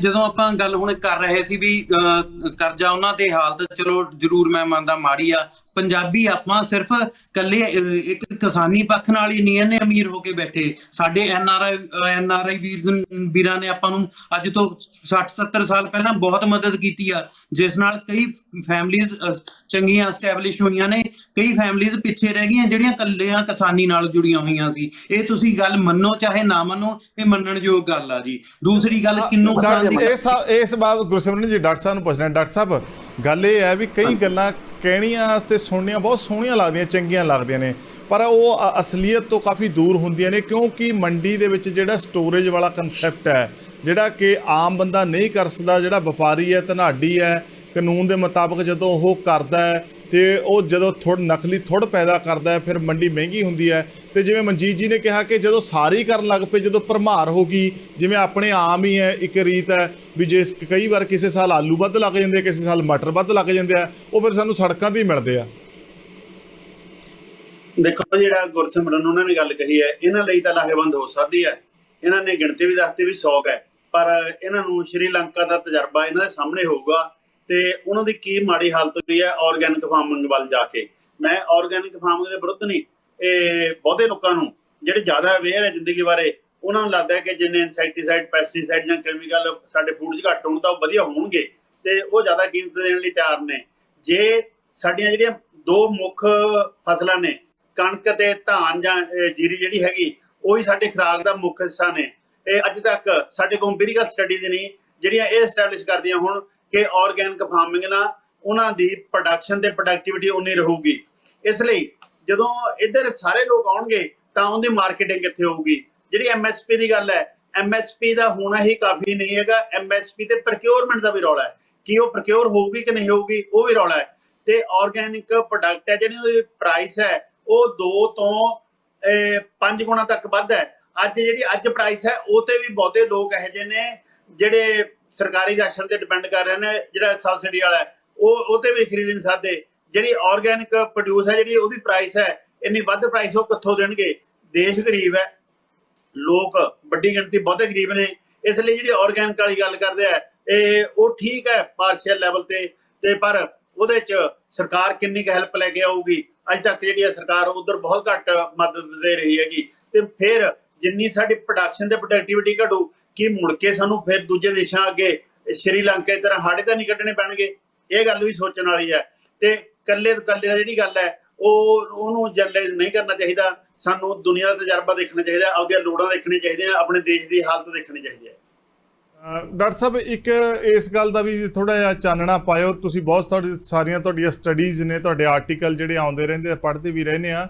ਜਿਹੜਾ ਖੁਦਕੁਸ਼ੀਆਂ ਵਾਲਾ ਸਹੀ ਅੰਕੜਾ ਕੀ ਹੈ, ਉਹਨਾਂ ਦੇ ਅਸਲ ਕਾਰਨ ਕੀ ਨੇ ਤੇ ਮੌਜੂਦਾ ਪ੍ਰਸਥਿਤੀ ਕੀ ਹੈ? ਦੇਖੋ, ਜਿਹੜੇ ਤਾਂ ਸਹੀ ਅੰਕੜੇ ਨੇ ਉਹ ਤਾਂ ਉਹੀ ਨੇ ਜਿਹੜੇ ਪੰਜਾਬ ਸਰਕਾਰ ਨੇ ਪੰਜਾਬੀ ਯੂਨੀਵਰਸਿਟੀ ਪਟਿਆਲਾ ਗੁਰੂ ਨਾਨਕ ਦੇਵ ਯੂਨੀਵਰਸਿਟੀ ਅੰਮ੍ਰਿਤਸਰ ਅਤੇ ਪੰਜਾਬ ਖੇਤੀਬਾੜੀ ਯੂਨੀਵਰਸਿਟੀ ਲੁਧਿਆਣਾ ਦੇ ਵੱਖ-ਵੱਖ ਵਿਭਾਗਾਂ ਜਾਂ ਵੱਖ-ਵੱਖ ਅਧਿਆਪਕਾਂ ਤੋਂ ਇਕੱਠੇ ਕਰਵਾਏ ਸੀ। ਤੇ ਉਹ ਅੰਕੜੇ ਸਹੀ ਨੇ, ਤੇ ਉਹਦੇ ਜਿਹੜੇ ਹੈਗੇ ਅੰਕੜੇ ਉਹਨਾਂ ਤੋਂ ਬਾਅਦ ਲੋਕ ਇੰਡੀਵਿਜੂਅਲ ਲੈਵਲ ਤੇ ਜਾਂ ਆਪਦੀਆਂ ਕਈ ਸੰਸਥਾਵਾਂ ਦੇ ਲੈਵਲ ਤੇ ਵੀ ਕੋਸ਼ਿਸ਼ ਕਰਦੇ ਨੇ। ਪਰ ਜਿਹੜੇ ਇਹ ਖੁਦਕਸ਼ੀਆਂ ਨੇ, ਇਹ ਖੁਦਕਸ਼ੀਆਂ ਕਿਸਾਨਾਂ, ਖੇਤ ਮਜ਼ਦੂਰਾਂ ਦੇ ਪਿੰਡੂ ਛੋਟੇ ਕਾਰੋਬਾਰੀਆਂ ਦੇ ਨੇ। ਇਹ ਕੁਛ ਖੁਦਕਸ਼ੀਆਂ ਧਾਲੀਵਾਲ ਸਾਹਿਬ ਉਹ ਵੀ ਨੇ ਜਿਹੜੀਆਂ ਰਿਪੋਰਟ ਹੀ ਨਹੀਂ ਹੁੰਦੀਆਂ ਜਾਂ ਜਿਨ੍ਹਾਂ ਨੂੰ ਲੁਕੋ ਵੀ ਲਿਆ ਜਾਂਦਾ ਹੈਗਾ। ਘਰੋਂ ਨਿਰਾਸ਼ ਹੋ ਕੇ ਬੰਦਾ ਬਾਹਰ ਚਲਾ ਗਿਆ, ਕਿਤੇ ਜਾ ਕੇ ਨਹਿਰ 'ਚ ਛਾਲ ਮਾਰੀ, ਹੋਰ ਥਾਂ ਮਾਰੀ, ਉਹਦੀ ਲਾਸ਼ ਜਿਹੜੀ ਹੈਗੀ ਉਹਦਾ ਕੋਈ ਵਾਰਸ ਨਾ ਆਇਆ। ਇਹ ਉਸ ਤਰ੍ਹਾਂ ਦੀ ਗੱਲ ਹੈ। ਜਿਹੜਾ ਖੁਦਕਸ਼ੀ ਵਾਲਾ ਗੱਲ ਹੈ ਉਹਦੇ ਵਿੱਚ ਮੁੱਖ ਤੌਰ ਤੇ ਜਿਹੜਾ ਪੰਜਾਬ ਜਾਂ ਭਾਰਤ ਦੇ ਸੰਬੰਧ ਦੇ ਕਾਰਨ ਹੈ ਉਹ ਕਰਜ਼ਾ ਹੈਗਾ।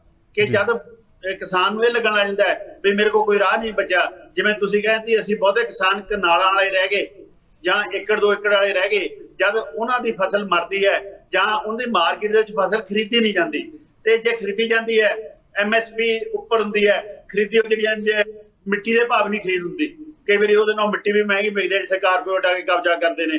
ਫਿਰ ਉਹ ਕੀ ਕਰਨਗੇ ਤੇ ਉਹ ਆਪਦੀਆਂ ਜ਼ਿੰਦਗੀਆਂ ਜਾਂ ਸਾਰੀਆਂ ਆਸਾਂ ਮੁੱਕ ਜਾਂਦੀਆਂ ਨੇ, ਇਹ ਖੁਦਕਸ਼ੀਆਂ ਵੱਲ ਜਾਂਦੇ ਨੇ। ਪਰ ਭਾਵੇਂ ਉਹਨਾਂ ਨੂੰ ਇਹ ਸਮਝਣਾ ਚਾਹੀਦਾ ਹੈ ਖੁਦਕਸ਼ੀਆਂ ਕਿਸੇ ਵੀ ਸਮੱਸਿਆ ਦਾ ਕੋਈ ਵੀ ਸਥਾਈ ਹੱਲ ਨਹੀਂ। ਤੇ ਜਿਵੇਂ ਰਹਿ ਹੁਣੀ ਬੈਠੇ ਜਾਂ ਹੋਰ ਕਿਸਾਨ ਯੂਨੀਅਨ ਨੇ, ਸਗੋਂ ਉਹਨਾਂ ਨੂੰ ਵੀ ਅੱਗੇ ਆਉਣਾ ਚਾਹੀਦਾ ਹੈ ਕਿ ਸਾਨੂੰ ਰਲ ਮਿਲ ਕੇ ਬੈਠਣਾ ਚਾਹੀਦਾ ਹੈ, ਆਪਦੀਆਂ ਸਮੱਸਿਆਵਾਂ ਬਾਰੇ ਵਿਚਾਰ ਕਰਨੀ ਚਾਹੀਦੀ ਹੈ ਅਤੇ ਉਹਦੇ ਹੱਲ ਲਈ ਸ਼ਾਂਤਮਈ ਤੇ ਲੋਕਤੰਤਰਕ ਢੰਗ ਨਾਲ ਸਾਨੂੰ ਆਪਦਾ ਜਿਹੜਾ ਲੋੜ ਹੈ ਜਾਂ ਸੰਘਰਸ਼ ਹੈ ਉਹਨੂੰ ਅੱਗੇ ਵਧਾਉਣਾ ਚਾਹੀਦਾ ਹੈ। ਤਾਂ ਹੀ ਇਹ ਰੁਕ ਸਕਦੀਆਂ ਨੇ। ਇਹਦੇ ਕਿਸਾਨ ਜਥੇਬੰਦੀਆਂ ਦਾ ਵੀ ਬਣਦਾ ਹੈ, ਨਾਲ ਨਾਲ ਸਰਕਾਰਾਂ ਦਾ ਵੀ ਬਣਦਾ ਹੈ ਕਿ ਕਰਜ਼ੇ ਵਿੱਚੋਂ ਬਾਹਰ ਕੱਢਣ। ਉਧਾਰ ਠੀਕ ਹੈ, ਕਰਜ਼ਾ ਮਾੜਾ ਹੈ। ਜੇ ਕਰਜ਼ਾ ਉਹ ਹੈ ਜਿਹੜਾ ਆਧਾਰ ਸਮੇਂ ਸਿਰ ਨਾ ਮੁੜਿਆ ਜਾ ਸਕੇ, ਉਹਦੇ ਲਈ ਮੁੱਖ ਤੌਰ ਤੇ ਜਿਹੜਾ ਹੈਗਾ ਸਰਕਾਰੀ ਧਿਰ ਜ਼ਿੰਮੇਵਾਰ ਹੈ। ਤੇ ਕੁਛ ਹੱਦ ਤੱਕ ਜਿਹੜੀ ਜ਼ਿੰਮੇਵਾਰੀ ਆ ਉਹ ਕਿਸਾਨਾਂ ਦੀ ਹੋ ਸਕਦੀ ਹੈ, ਪਰ ਉਹਨੂੰ ਮੈਂ ਕਿਸਾਨ ਜਥੇਬੰਦੀ ਦਾ ਆਸ ਕਰੂੰਗਾ ਕਿ ਇਹ ਆਪਦੇ ਵੱਖ-ਵੱਖ ਲੈਵਲ ਤੇ ਲੈ ਕੇ ਜਾਣਗੇ ਤੇ ਸਰਕਾਰ ਦੇ ਨਾਲ ਨਾਲ ਆਪ ਵੀ ਕੋਆਪਰੇਟਿਵ ਫਾਰਮਿੰਗ ਵੱਲ ਐਫਰਟ ਕਰਨਗੇ ਤਾਂ ਉਹਦੇ ਨਾਲ ਕਾਸਟ ਆਫ ਪ੍ਰੋਡਕਸ਼ਨ ਘਟ ਸਕਦੀ ਹੈ। ਪਰ ਜਿਹੜੇ ਅਗਾਂਹ ਵਧੂ ਸਾਡੇ ਕਿਸਾਨ ਗੁਰਸਿਮਰਨ ਨੂੰ ਬੈਠੇ ਆ ਜਿਹੜਾ ਉਹ ਸੁਝਾਅ ਦਿੰਦੇ ਆ, ਉਹ ਮੈਨੂੰ ਬਹੁਤਾ ਪਾਇਦਾਰ ਨਹੀਂ ਲੱਗਦਾ, ਬਹੁਤਾ ਹੱਲ ਵੱਲ ਨੂੰ ਨਹੀਂ ਲੱਗਦਾ। ਉਹ ਇਹਨਾਂ ਲਈ ਲਾਹੇਵੰਦ ਹੋ ਸਕਦਾ ਹੈ ਕਿ ਇਹਨਾਂ ਤਾਂ 250 ਰੁਪਏ ਤੇਲ ਕਰਤਾ, 250 ਰੁਪਏ ਤੇਲ ਨਾਲ ਤਾਂ ਮਾਰਕੀਟ ਦਾ ਤੇਲ ਸਸਤਾ, ਉਹ ਵੀ ਅਸਲੀ ਹੈ, ਕੋਲੂ ਵਾਲਾ ਹੀ ਹੈਗਾ, ਹੈਨਾ। ਤੇ ਇਸ ਤਰ੍ਹਾਂ ਹੋਰ ਬਹੁਤ ਕੁਝ ਹੈਗਾ ਕਿ ਆਰਗੈਨਿਕ ਦੇ ਨਾਂ ਤੇ ਜਿੰਨਾ ਵੱਡੀ ਕੀਮਤ ਜਿਹੜਾ ਬੜਾ ਸਰਮਾਏਦਾਰ ਹੈ, ਜਿਹੜਾ ਡਰਿਆ ਹੋਇਆ ਵੀ ਮੇਰੀ ਜ਼ਿੰਦਗੀ ਜਲਦੀ ਨਾ ਚੱਲ ਜਾਵੇ, ਉਹ ਤਾਂ ਦੇ ਸਕਦਾ ਹੈ। ਪਰ ਆਮ ਕਿਸਾਨ ਜਿਹਨੇ ਢਿੱਡ ਦੀ ਭੁੱਖ ਮਿਟਾਉਣੀ ਹੈ ਉਹ ਤਾਂ ਇਹੀ ਖਾਊਗਾ। ਪਰ ਸਾਨੂੰ ਰਲ ਮਿਲ ਕੇ ਕੈਮੀਕਲ ਯੂਜ਼ ਨੂੰ ਰਿਸਟ੍ਰਿਕਟ ਕਰਨਾ ਚਾਹੀਦਾ, ਰੈਗੂਲੇਟ ਕਰਨਾ ਚਾਹੀਦਾ। ਉਧਰ ਨੂੰ ਸਾਰਿਆਂ ਦੀ ਐਫਰਟ ਸਰਕਾਰਾਂ ਦੀ ਤੇ ਕਿਸਾਨ ਜਥੇਬੰਦੀਆਂ ਦੀ ਜ਼ਿਆਦਾ ਬਣਦੀ ਹੈ। ਇਸ ਤੋਂ ਪਹਿਲਾਂ ਕਿ ਮੈਂ ਗੁਰਸਿਮਰਨ ਹੋਰਾਂ ਕੋਲੇ ਜਾਵਾਂ, ਡਾਕਟਰ ਸਾਹਿਬ ਇੱਕ ਸਵਾਲ ਇਹ ਵੀ ਹੈ ਕਿ ਜਿਹੜਾ ਯਕਮੁਸ਼ਤ ਕਰਜ਼ ਮੁਆਫੀ ਦੀ ਗੱਲ ਹੈ ਕਿ ਕਰਜ਼ ਕਿਸਾਨਾਂ ਦਾ ਬਿਨਾਂ ਕਿਸੇ ਸ਼ਰਤ ਤੋਂ, ਬਿਨਾਂ ਕਿਸੇ ਦਲੀਲ ਤੋਂ, ਮੇਰੀ ਆਵਾਜ਼ ਲੱਗਦਾ ਡਾਕਟਰ ਸਾਹਿਬ ਕੋਲ ਜਾ ਨਹੀਂ ਰਹੀ। ਨਹੀਂ ਆ ਗਈ। ਅੱਛਾ ਠੀਕ ਹੈ। ਉਹ ਮੇਰਾ ਸਵਾਲ ਹੈ ਵੀ ਜਿਹੜਾ ਯਕਮੁਸ਼ਤ ਕਰਜ਼ ਤੇ ਲੀਕ ਮਾਰਨ ਦੇ ਨਾਲ ਕਿਸਾਨੀ ਦਾ ਹੱਲ ਹੈ, ਕਿਉਂਕਿ ਇਹਦੇ ਨਾਲ ਤਰਕ ਇਹ ਦਿੱਤਾ ਜਾਂਦਾ ਹੈ ਕਿ ਕਰਜ਼ਾ ਤਾਂ ਫੇਰ ਚੜ ਜਾਣਾ, ਇਹ ਕੋਈ ਹੱਲ ਨਹੀਂ ਹੈ। ਨਹੀਂ ਦੇਖੋ, ਇੱਕ ਗੱਲ ਤਾਂ ਹੈਗੀ ਨਾ, ਇਹ ਪਹਿਲੀ ਗੱਲ ਤਾਂ ਸਾਨੂੰ ਇਹ ਸਮਝਣਾ ਚਾਹੀਦਾ ਜਿਹੜਾ ਕਰਜ਼ਾ ਹੈ, ਜਿੰਨੇ ਕਿ ਅਧਿਐਨ ਮੈਂ ਜਾਂ ਮੇਰੇ ਸਾਥੀਆਂ ਨੇ ਕੀਤੇ ਨੇ, ਉਹ ਚੋਂ ਇਹ ਗੱਲ ਸਾਹਮਣੇ ਆਉਂਦੀ ਜਿਹੜਾ ਕਰਜ਼ਾ ਉਹਦਾ ਜਿਹੜਾ ਵਜਨ ਹੈ, ਉਹਦਾ ਬੋਝ ਹੈ, ਉਹ ਜਿਸ ਤਰ੍ਹਾਂ ਅਸੀਂ ਉੱਪਰਲੀ ਕਿਸਾਨ ਕੈਟੇਗਰੀ ਤੋਂ ਥੱਲੇ ਵੱਲ ਨੂੰ ਆਉਂਦੇ ਹਾਂ ਪ੍ਰਤੀ ਏਕੜ ਵੱਧਦਾ ਜਾਂਦਾ ਹੈ। ਜਿਹੜੀ ਸਭ ਤੋਂ ਪਹਿਲੀ ਕਰਜ਼ਾ ਮਾਫੀ ਹੈ ਉਹ ਖੇਤ ਮਜ਼ਦੂਰਾਂ, ਪਿੰਡੂ ਕਾਰੀਗਰਾਂ ਦੀ ਹੋਣੀ ਹੈ। ਉਸ ਤੋਂ ਬਾਅਦ ਸੀਮਾਂਤੇ ਕਿਸਾਨ, ਛੋਟੇ ਕਿਸਾਨ, ਸੈਮੀ ਮੀਡੀਅਮ ਕਿਸਾਨ, ਫਿਰ ਉੱਪਰਲੇ ਕਿਸਾਨਾਂ ਦੀ ਹੋਣੀ ਚਾਹੀਦੀ ਹੈ। ਪਰ ਜੱਕ ਮੁਕਤ ਕਰਜ਼ਾ ਮਾਫੀ ਦਾ ਫਾਇਦਾ ਇਹ ਹੈ ਕਿ ਜਿਹੜੇ ਅੱਜ ਖੁਦਕਸ਼ੀਆਂ ਵੱਲ ਨੂੰ ਜਾ ਰਹੇ ਨੇ, ਘੱਟੋ ਘੱਟ ਉਹ ਕਰਜ਼ੇ ਤੋਂ ਸੁਰਖਰੂ ਹੋਣਗੇ ਤੇ ਅੱਗੇ ਤੋਂ ਸਰਕਾਰਾਂ ਅਤੇ ਸਮਾਜ ਸੋਚਣ ਕਿਵੇਂ ਅਸੀਂ ਉਹਨਾਂ ਨੂੰ ਉਧਾਰ ਵੱਲ ਤਾਂ ਜਾਣਾ ਹੈ, ਉਧਾਰ ਦੀ ਲੋੜ ਪੈਂਦੀ ਰਹਿਣੀ ਹੈ, ਲੋਨਸ ਦੀ, ਪਰ ਉਹ ਡੈਟ 'ਚ ਨਾ ਬਦਲੇ, ਕਰਜ਼ੇ 'ਚ ਨਾ ਬਦਲੇ। ਤੇ ਉਹਦੇ ਲਈ ਸਾਰੀਆਂ ਧਿਰਾਂ ਨੂੰ ਅੱਗੇ ਆਉਣਾ ਪਊਗਾ। ਖਾਸ ਕਰਕੇ ਉਹਨਾਂ ਲੋਕਾਂ ਨੂੰ ਉਹਦੀ ਬਿਆਨਬਾਜ਼ੀ ਬੰਦ ਕਰਨੀ ਪਊ ਜਿਨ੍ਹਾਂ ਨੂੰ ਤੁਸੀਂ ਬੁੱਧੀਮਾਨ ਕਹਿੰਦੇ ਹੋ ਜਾਂ ਪਤਾ ਨਹੀਂ ਕੁਛ ਹੋਰ ਬੁੱਧੀਜੀਵੀ ਕਹਿੰਦੇ ਹੋ। ਉਹਨਾਂ ਨੂੰ ਚੌਮਸਕੀ ਵਾਲੀ ਡੈਫੀਨੇਸ਼ਨ ਪੜ੍ਹ ਲੈਣੀ ਚਾਹੀਦੀ ਹੈ ਕਿ ਬੁੱਧੀਜੀਵੀ ਹੁੰਦਾ ਕੌਣ ਹੈ। ਜੀ ਨਹੀਂ ਠੀਕ ਹੈ ਤੁਹਾਡੀ ਗੱਲ ਰਾਏ ਸਾਹਿਬ। ਹਾਂ ਰਾਏ ਸਾਹਿਬ ਤੁਹਾਡੇ ਕੋਲ ਆਊਂਗਾ। ਜਿਹੜੀ ਇੱਕ ਅਪੀਲ ਡਾਕਟਰ ਸਾਹਿਬ ਨੇ ਕੀਤੀ ਹੈ ਕਿ ਕਿਸਾਨ ਜਥੇਬੰਦੀਆਂ ਨੂੰ ਵੀ ਹੰਭਲਾ ਮਾਰਨਾ ਚਾਹੀਦਾ, ਇਹ ਵੀ ਗੱਲ ਦੇ ਉੱਤੇ ਤੁਸੀਂ ਜਵਾਬ ਦਿਓ। ਇੱਕ ਮੇਰਾ ਸਵਾਲ ਥੋੜ੍ਹਾ ਜਿਹਾ ਨਾਲ ਲੈ ਲਓ ਕਿ ਜਿਹੜੀ ਜ਼ੋਨ ਫਾਰਮਿੰਗ ਦੀ ਅਸੀਂ ਗੱਲ ਕਰਦੇ ਹਾਂ ਕਿ ਪੰਜਾਬ ਨੂੰ ਕੁਝ ਜ਼ੋਨ ਦੇ ਵਿੱਚ ਡਿਵਾਈਡ ਕਰਕੇ ਉਸ ਤਰੀਕੇ ਦੇ ਨਾਲ ਸਰਕਾਰ ਨੂੰ ਕਰਨਾ ਚਾਹੀਦਾ ਕਿ ਜੇ ਸਰਕਾਰ ਨਹੀਂ ਸੋਚਦੀ ਕਿ ਕਿਸਾਨ ਜਥੇਬੰਦੀਆਂ ਕਿਸਾਨਾਂ ਨੂੰ ਇਸ ਪ੍ਰਤੀ ਅਵੇਅਰ ਕਰਕੇ ਇਹਦੀ ਕੁਝ ਕਿਸੇ ਹੱਦ ਤੱਕ ਪੋਸੀਬਿਲਿਟੀ ਹੈ? ਦੇਖੋ ਨਵਜੋਤ ਜੀ, ਪਹਿਲਾਂ ਮੈਂ ਤਾਂ ਜਵਾਬ ਦੇਵਾਂਗਾ ਜਿਹੜਾ ਡਾਕਟਰ ਸਾਹਿਬ ਨੇ ਕਿਹਾ ਉਹ ਠੀਕ ਹੈ ਗੱਲ ਉਹਨਾਂ ਦੀ। ਅਸੀਂ ਡਾਕਟਰ ਸਾਹਿਬ ਇਹ ਕਰ ਰਹੇ ਹਾਂ ਸਾਰਾ ਕੁਝ, ਅਸੀਂ ਤਾਂ ਸਟੇਜਾਂ ਤੋਂ ਕਹਿ ਰਹੇ ਹਾਂ ਕਿ ਭਾਈ ਕੋਈ ਵੀ ਆਤਮ ਹੱਤਿਆ ਨਾ ਕਰੇ। ਆਤਮ ਹੱਤਿਆ ਹੱਲ ਨਹੀਂ ਹੈ, ਬਿਲਕੁਲ ਜਿਹੜਾ ਸੁਸਾਈਡ ਵਾਲਾ ਕੋਈ ਹੱਲ ਨਹੀਂ ਹੈ।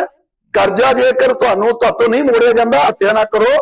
ਅਸੀਂ ਸਰਕਾਰਾਂ ਨਾਲ ਲੜ ਰਹੇ ਹਾਂ। ਜਿਹੜੀ ਗੱਲ ਹੈਗੀ ਨਾ ਜੀ ਕਰਜ਼ਾ ਮੁਕਤੀ ਦੀ ਆਪਾਂ ਕਰ ਰਹੇ ਹਾਂ ਗੱਲ, ਮੇਰੀ ਇੱਕ ਬੇਨਤੀ ਹੈ, ਆਪਾਂ ਕਿਸਾਨ ਵਾਰੀ ਇਹ ਕਹਿ ਦਿੰਦੇ ਆ।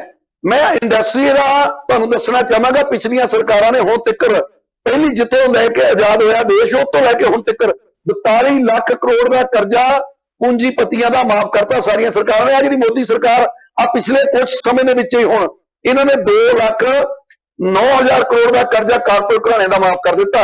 ਪਰ ਜਦੋਂ ਕਿਸਾਨ ਦੀ ਗੱਲ ਆਉਂਦੀ ਹੈ ਤੇ ਕਿਸਾਨ ਦੀ ਹੁਣ ਬਿਜਲੀ ਦੀ ਸਬਸਿਡੀ ਵੀ ਕਹਿੰਦੇ ਬੰਦ ਕਰ ਦਿਓ।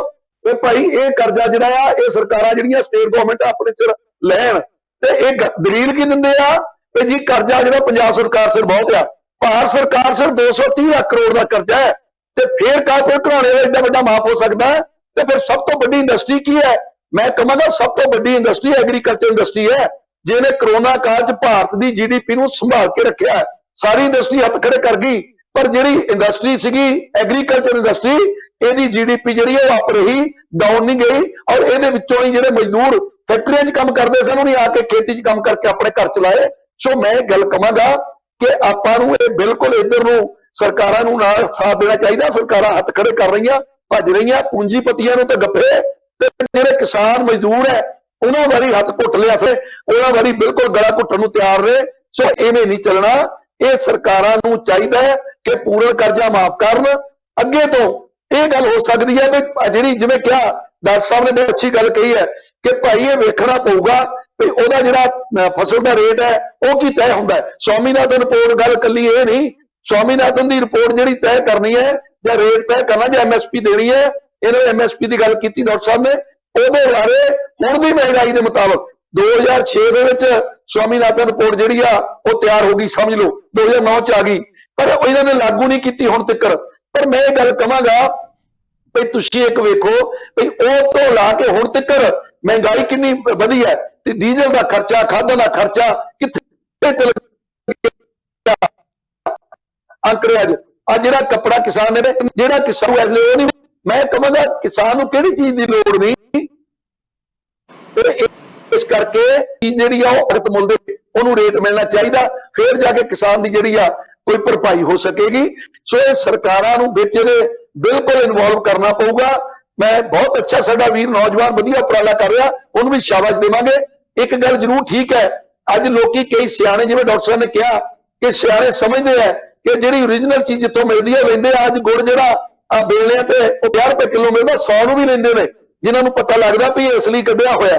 ਪਰ ਮੈਂ ਇਹ ਗੱਲ ਕਹੂੰਗਾ, ਇਹ ਗੱਲ ਡਾਕਟਰ ਸਾਹਿਬ ਦੀ ਮੈਂ 110% ਸਹਿਮਤ ਹਾਂ ਵੀ ਜਿਹੜਾ ਗਰੀਬ ਤਬਕਾ ਆ ਉਹ ਹਮੇਸ਼ਾ ਸੋਚਦਾ ਵੀ ਮੈਂ 100 ਵਾਲਾ ਨਹੀਂ, ਮੈਂ 50 ਵਾਲਾ ਲੈ ਕੇ ਗੁਜ਼ਾਰਾ ਕਰ ਲੈਣਾ। ਇਸ ਕਰਕੇ ਭਾਈ ਇਹ ਤਾਂ ਸਰਕਾਰਾਂ ਨੂੰ ਹੱਥ ਫੜਨਾ ਪਊਗਾ, ਤਾਂ ਹੀ ਇੱਧਰ ਨੂੰ ਕੰਮ ਚੱਲੂਗਾ। 50 ਵਾਲਾ ਤਾਂ ਹੀ ਹੋ ਸਕਦਾ, 100 ਵਾਲਾ ਸਕਦਾ ਕਿ ਕੰਮ ਠੀਕ ਹੈ। ਰਾਏ ਸਾਹਿਬ ਥੋੜਾ ਜਿਹਾ ਕਨੈਕਸ਼ਨ ਦੀ ਪ੍ਰੋਬਲਮ ਆ ਗਈ, ਰਾਏ ਸਾਹਿਬ ਦੀ ਗੱਲ ਕੱਟ ਰਹੀ ਹੈ। ਗੁਰਸਿਮਰਨ ਜੀ, ਤੁਹਾਡੀ ਰਾਏ ਦੇ ਨਾਲ, ਤੁਹਾਡੇ ਤਰਕ ਦੇ ਨਾਲ ਜਿਹੜੇ ਤੁਹਾਡੇ ਕੋ ਪੈਨਲਿਸਟ ਹੈ ਉਹ ਬਹੁਤੇ ਸਹਿਮਤ ਨਹੀਂ ਹੋਏ ਕਿ ਤੁਹਾਡੇ ਮੁਤਾਬਕ ਤਾਂ ਤੁਹਾਡੇ ਲਈ ਤਾਂ ਇਹ ਲਾਹੇਵੰਦ ਹੋ ਸਕਦਾ ਹੈ, ਪਰ ਲੁਕਾਈ ਲਈ ਇਹ ਲਾਹੇਵੰਦ ਨਹੀਂ। ਕਿ ਜਦੋਂ ਸਾਰੀ ਇਸ ਰਾਹ ਤੇ ਤੁਰ ਪਏ ਤੇ ਲੈਣ ਵਾਲਾ ਕੌਣ ਹੋਊਗਾ, ਤੇ 250 ਰੁਪਏ ਦੇ ਰੇਟ ਦੇ ਉੱਤੇ ਜਾਂ ਮਤਲਬ ਮਾਰਕੀਟ ਨਾਲੋਂ 10 ਗੁਣਾ ਵੱਧ ਰੇਟ ਦੇ ਉੱਤੇ ਚੀਜ਼ਾਂ ਕੌਣ ਖਰੀਦੂਗਾ? ਭਾਈ ਜੀ ਮੇਰੀ ਇਸ ਇਹ ਗੱਲ ਨਾ ਕਿ ਕਹਿਣਾ ਜੀ, ਜਿੰਨਾ ਆਪਾਂ ਕਿਸਾਨ ਨੂੰ ਮੋਡੀਫਾਈ ਕਰ ਦਾਂਗੇ ਇਸ ਖੇਤੀ ਦੇ ਜਿਹੜੇ ਫਸਲੀ ਚੱਕਰ ਦੇ ਵਿੱਚ ਆਪਾਂ ਫਸ ਚੁੱਕੇ ਹਾਂ ਨਾ ਜੀ, ਕਣਕ ਝੋਨੇ ਦੇ ਵਿੱਚ, ਇਹ ਤੋਂ ਥੋੜਾ ਜਿਹਾ ਮੂਵ ਕਰ ਲਾਂਗੇ ਜਾਂ ਥੋੜੇ ਜਿਹੇ ਕਿਸਾਨ ਇੱਥੋਂ ਮੂਵ ਹੋ ਕੇ ਚੱਲ ਪੈਣਗੇ ਤਾਂ ਇਹਨਾਂ ਦੂਜੇ ਕਿਸਾਨਾਂ ਦੀ ਖੇਤੀ ਦਾ ਮੁੱਲ ਪੈਣ ਲੱਗ ਜਾਊਗਾ। ਅੱਜ ਬਾਫਰ ਫਸਲ ਜੇ ਕਣਕ ਦੀ ਹੁੰਦੀ ਹੈ ਤਾਂ ਆਪਾਂ ਨੂੰ ਰੋਲਣਾ ਪੈਂਦਾ, ਜੇ ਜੀਰੀ ਆ ਤਾਂ ਇੰਨੀ ਕੁ MSP ਕਾਰ ਨਹੀਂ ਵਿਕ ਰਹੀ ਆ, ਨਹੀਂ ਜੀਰੀ ਪੰਜਾਬ ਦਾ ਕਿਸਾਨ ਵੇਚ ਨਾ ਸਕੇ। ਪਰ ਸੈਂਟਰ ਤੋਂ ਬਾਹਰ ਜਦੋਂ ਆਪਾਂ ਇੰਟਰਨੈਸ਼ਨਲ ਮਾਰਕੀਟ ਦੇ ਵਿੱਚ ਗੱਲ ਕਰਦੇ ਹਾਂ ਤਾਂ ਕਣਕ ਦਾ ਮੁੱਲ ਵੀ ਦੇਖ ਲਿਓ, ਜੀਰੀ ਦਾ ਮੁੱਲ ਵੀ ਦੇਖ ਲਿਓ। ਜਦੋਂ ਤੁਸੀਂ ਐਕਸੈਸ ਦੇ ਵਿੱਚ ਕੋਈ ਚੀਜ਼ ਪੈਦਾ ਕਰਕੇ ਦੇ ਰਹੇ ਹੋ ਤਾਂ ਉੱਥੇ ਘਟਾ ਪੰਜਾਬ ਦੇ ਕਿਸਾਨ ਦਾ ਹੀ ਹੋ ਰਿਹਾ ਜੀ, ਨਾ ਕਿ ਕਿਸੇ ਹੋਰ ਦਾ। ਸੈਂਟਰ ਦੇ ਵਿੱਚ ਸਰਕਾਰ ਬੈਠੀ ਆ, ਉਹ ਨਹੀਂ ਚਾਹੁੰਦੀ ਕਿ ਪੰਜਾਬ 'ਚ ਜੀਰੀ ਤੇ ਕਣਕ ਖਤਮ ਹੋਵੇ ਕਦੇ ਵੀ। ਮੈਨੂੰ ਨਹੀਂ ਲੱਗਦਾ ਵੀ ਉਹ ਕਿਸੇ ਹੋਰ ਮਾਡਲ ਵੱਲ ਆਉਣ ਦੇਣਗੇ ਜਾਂ ਆਪਾਂ ਨੂੰ ਕੋਈ ਰਾਹਤ ਦੇਣਗੇ। ਉਹ ਜਿਉਂਦੇ ਵੀ ਰੱਖ ਰਹੇ ਨੇ ਤੇ ਮਾਰ ਵੀ ਰਹੇ ਨੇ ਸਾਨੂੰ, ਵੀ ਇੱਕੋ ਦਮ ਮਰ ਗਏ ਤਾਂ ਉਹਨਾਂ ਦਾ ਫੁੱਟਬਾਲ ਆ ਜਿਹੜਾ ਉਹ ਖਤਮ ਹੋ ਜਾਊਗਾ। ਜੇ ਜਿਉਂਦੇ ਰਹਾਂਗੇ ਤਾਂ ਥੋੜੇ ਥੋੜੇ ਸਾਹ ਸਹਿਕਦੇ ਰੱਖ ਰਹੇ ਨੇ ਜੀ। ਜੇ ਆਪਾਂ ਜਿੰਨੇ ਕਿਸਾਨ ਇਸ ਖੇਤੀ ਚੋਂ ਆਪਾਂ ਵੱਖ ਹੋ ਸਕਦੇ ਹਾਂ, ਜਾਂ ਪ੍ਰਤੀ ਕਿਸਾਨ ਜੇ ਅੱਧਾ ਏਕੜ ਵੀ ਆਪਾਂ, ਜਿਹੜਾ 5 ਏਕੜ ਵਾਲਾ ਕਿਸਾਨ ਆ ਉਹ ਅੱਧਾ ਏਕੜ ਆਪਦੇ ਲਈ ਖਾਣ ਲਈ ਸ਼ੁਰੂ ਕਰ ਲਵੇ, ਤੇ ਆਉਣ ਵਾਲੇ ਸਮੇਂ ਦੇ ਵਿੱਚ ਉਹਨੂੰ ਆਪੇ ਪਤਾ ਲੱਗ ਜੂਗਾ ਮੈਂ ਕੀ ਡਿਫਰੈਂਟ ਕਰ ਸਕਦਾ, ਮੈਂ ਕਿੰਨੀ ਆਮਦਨ ਇਹ ਤੋਂ ਲੈ ਸਕਦਾ ਜੀ। ਠੀਕ ਹੈ, ਤੁਸੀਂ ਕਹਿੰਦੇ ਹੋ ਕਿ ਉਹਨੂੰ ਮੋਡੀਫਾਈ ਕਰ ਦੇਣਾ ਚਾਹੀਦਾ, ਪਰ ਗੱਲ ਇਹ ਹੈ ਕਿ ਇਕੱਲੇ ਕੱਪੜਿਆਂ ਦੇ ਨਾਲ ਜਿਹੜਾ ਹੈ ਸਰੀਰ ਨਹੀਂ ਬਚਾਇਆ ਜਾ ਸਕਦਾ। ਸਰੀਰ ਦੇ ਵਿੱਚ ਕੋਈ ਤੱਤ ਸੱਤ ਵੀ ਹੋਣਾ ਚਾਹੀਦਾ, ਤਾਂ ਹੀ ਸਰੀਰ ਬਚੂਗਾ। ਡਾਕਟਰ ਸਾਹਿਬ, ਇੱਕ ਗੱਲ ਮੈਂ ਇੱਥੇ ਇਹ ਵੀ ਜ਼ਰੂਰ ਪੁੱਛਣੀ ਚਾਹੂੰਗਾ ਕਿ ਜਿਹੜਾ ਇਹ ਸਾਡਾ ਪ੍ਰਚਲਨ ਚੱਲਿਆ ਆਰਗੈਨਿਕ ਵਾਲਾ, ਆਰਗੈਨਿਕ ਦੇ ਵਿੱਚ ਵੀ ਇੱਕ ਬਹੁਤ ਵੱਡਾ ਮਾਫੀਆ ਤੁਰ ਪਿਆ ਆਰਗੈਨਿਕ ਦੇ ਨਾਮ ਦੇ ਉੱਤੇ। ਅਸੀਂ ਬਹੁਤ ਸਾਰੇ ਲੋਕਾਂ ਨੂੰ ਦੇਖਿਆ ਤੁਰਦੇ ਫਿਰਦੇ ਆਰਗੈਨਿਕ ਨਾਮ ਦੇ ਉੱਤੇ ਚੋਖੀਆਂ ਕੀਮਤਾਂ ਵਸੂਲ ਰਹੇ ਨੇ। ਇਹਦੇ ਨਾਲ ਹੀ ਲੱਗਦਾ ਇੱਕ ਸਵਾਲ ਇਹ ਆ ਕਿ ਜਿਹੜੇ ਲੋਕ ਲਗਾਤਾਰ ਬੇਜ਼ਮੀਨੇ ਹੋ ਰਹੇ ਨੇ, ਉਧਰ ਹਲੇ ਕਿਸੇ ਦਾ ਧਿਆਨ ਨਹੀਂ ਜਾ ਰਿਹਾ, ਜ਼ਮੀਨਾਂ ਵਿਕਦੀਆਂ ਜਾ ਰਹੀਆਂ ਨੇ ਕਿਸੇ ਦੇ ਬਾਹਰ ਜਾਣ ਦੇ ਚੱਕਰ 'ਚ, ਕਿਸੇ ਨੂੰ ਪੜ੍ਹਾਉਣ ਦੇ ਚੱਕਰ 'ਚ, ਕਿਸੇ ਨੂੰ। ਉਹ ਸੰਕਟ ਕਿੰਨਾ ਕੁ ਖਤਰਨਾਕ ਹੈ ਤੇ ਆਪਣੇ ਕਿਵੇਂ ਬਾਂਹ ਫੜ ਸਕਦੇ ਆ? ਕਿਉਂਕਿ ਇੱਕ ਬੰਦਾ ਤਾਂ 25 ਤੋਂ 150 ਕਿੱਲੇ ਤੇ ਪਹੁੰਚ ਗਿਆ, ਇੱਕ ਬੰਦਾ 25 ਕਿੱਲਿਆਂ ਤੋਂ 25 ਕਨਾਲਾਂ ਦਾ ਵੀ ਨਹੀਂ ਮਾਲਕ ਰਿਹਾ। ਦੇਖੋ, ਜਿਹੜਾ ਜ਼ਮੀਨ ਵੀ ਹੋਣ ਦਾ ਪ੍ਰੋਸੈਸ ਹੈ, ਇਹ ਸਰਮਾਇਦਾਰੀ ਪ੍ਰਬੰਧ ਦਾ ਇੱਕ ਹਿੱਸਾ ਹੈਗਾ। ਕਿਉਂਕਿ ਅੱਜ ਸਾਰੀ ਦੁਨੀਆ ਨੂੰ ਪਤਾ ਲੱਗ ਗਿਆ ਸਾਡਾ ਕਾਰਾਂ, ਕੋਠੀਆਂ, ਮਹਿਲਾਂ, ਹਵਾਈ ਜਹਾਜ਼ਾਂ ਤੋਂ ਬਿਨਾਂ ਸਰ ਜੂਗਾ, ਸਾਡਾ ਖੇਤੀਬਾੜੀ ਜਿਣਸਾਂ ਤੋਂ ਬਿਨਾਂ ਨਹੀਂ ਸਰਨਾ। ਇਸ ਲਈ ਜਿਹੜੇ ਕਾਰਪੋਰੇਸ਼ਨਾਂ ਨੇ ਉਹ ਖੇਤੀਬਾੜੀ ਤੇ ਕਬਜ਼ਾ ਕਰ ਰਹੀਆਂ ਨੇ, ਜਿਸ ਤਰ੍ਹਾਂ ਵੀ ਹੋ ਸਕਦਾ ਹੈ। ਸਰਕਾਰਾਂ ਦੀ ਮਦਦ ਨਾਲ ਕਰ ਰਹੀਆਂ ਨੇ, ਆਪਦੇ ਪੈਸੇ ਦੇ ਜ਼ੋਰ ਤੇ ਕਰ ਰਹੀਆਂ ਨੇ। ਇਸ ਲਈ ਜਿਹੜਾ ਖੇਤੀ ਵੀ ਹੋਣਾ ਹੈ ਉਹ ਬਹੁਤ ਖਤਰਨਾਕ ਹੈ।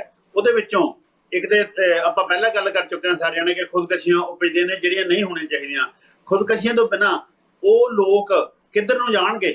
ਕਿਉਂਕਿ ਜਿਹੜੇ ਖੇਤ ਵੀ ਹੋਏ ਨੇ ਉਹਨਾਂ ਨੇ ਇੱਕ ਆਪਦੀ ਜ਼ਿੰਦਗੀ ਦਾ ਲੈਵਲ ਦੇਖਿਆ ਹੁੰਦਾ ਜਾਂ ਉਸ ਤੋਂ ਬਹੁਤ ਥੱਲੇ ਟੁੱਟਦੇ ਨੇ।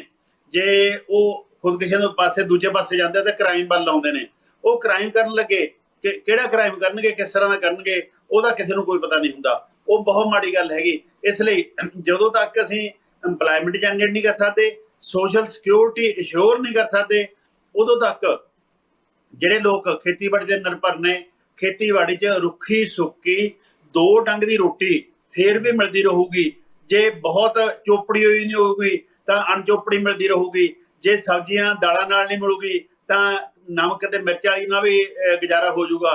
ਪਰ ਖੇਤੀ ਤੋਂ ਬਾਹਰ ਤਾਂ ਲੇਬਰ ਚੌਂਕ ਤੇ ਖੜ ਕੇ ਕਿ ਹਰੇਕ ਬੰਦੇ ਪਿੱਛੇ ਭੱਜਣਾ ਪਊਗਾ, ਮੈਨੂੰ ਦਿਹਾੜੀ ਲੈ ਜਾ, ਮੈਨੂੰ ਦਿਹਾੜੀ ਲੈ ਜਾ।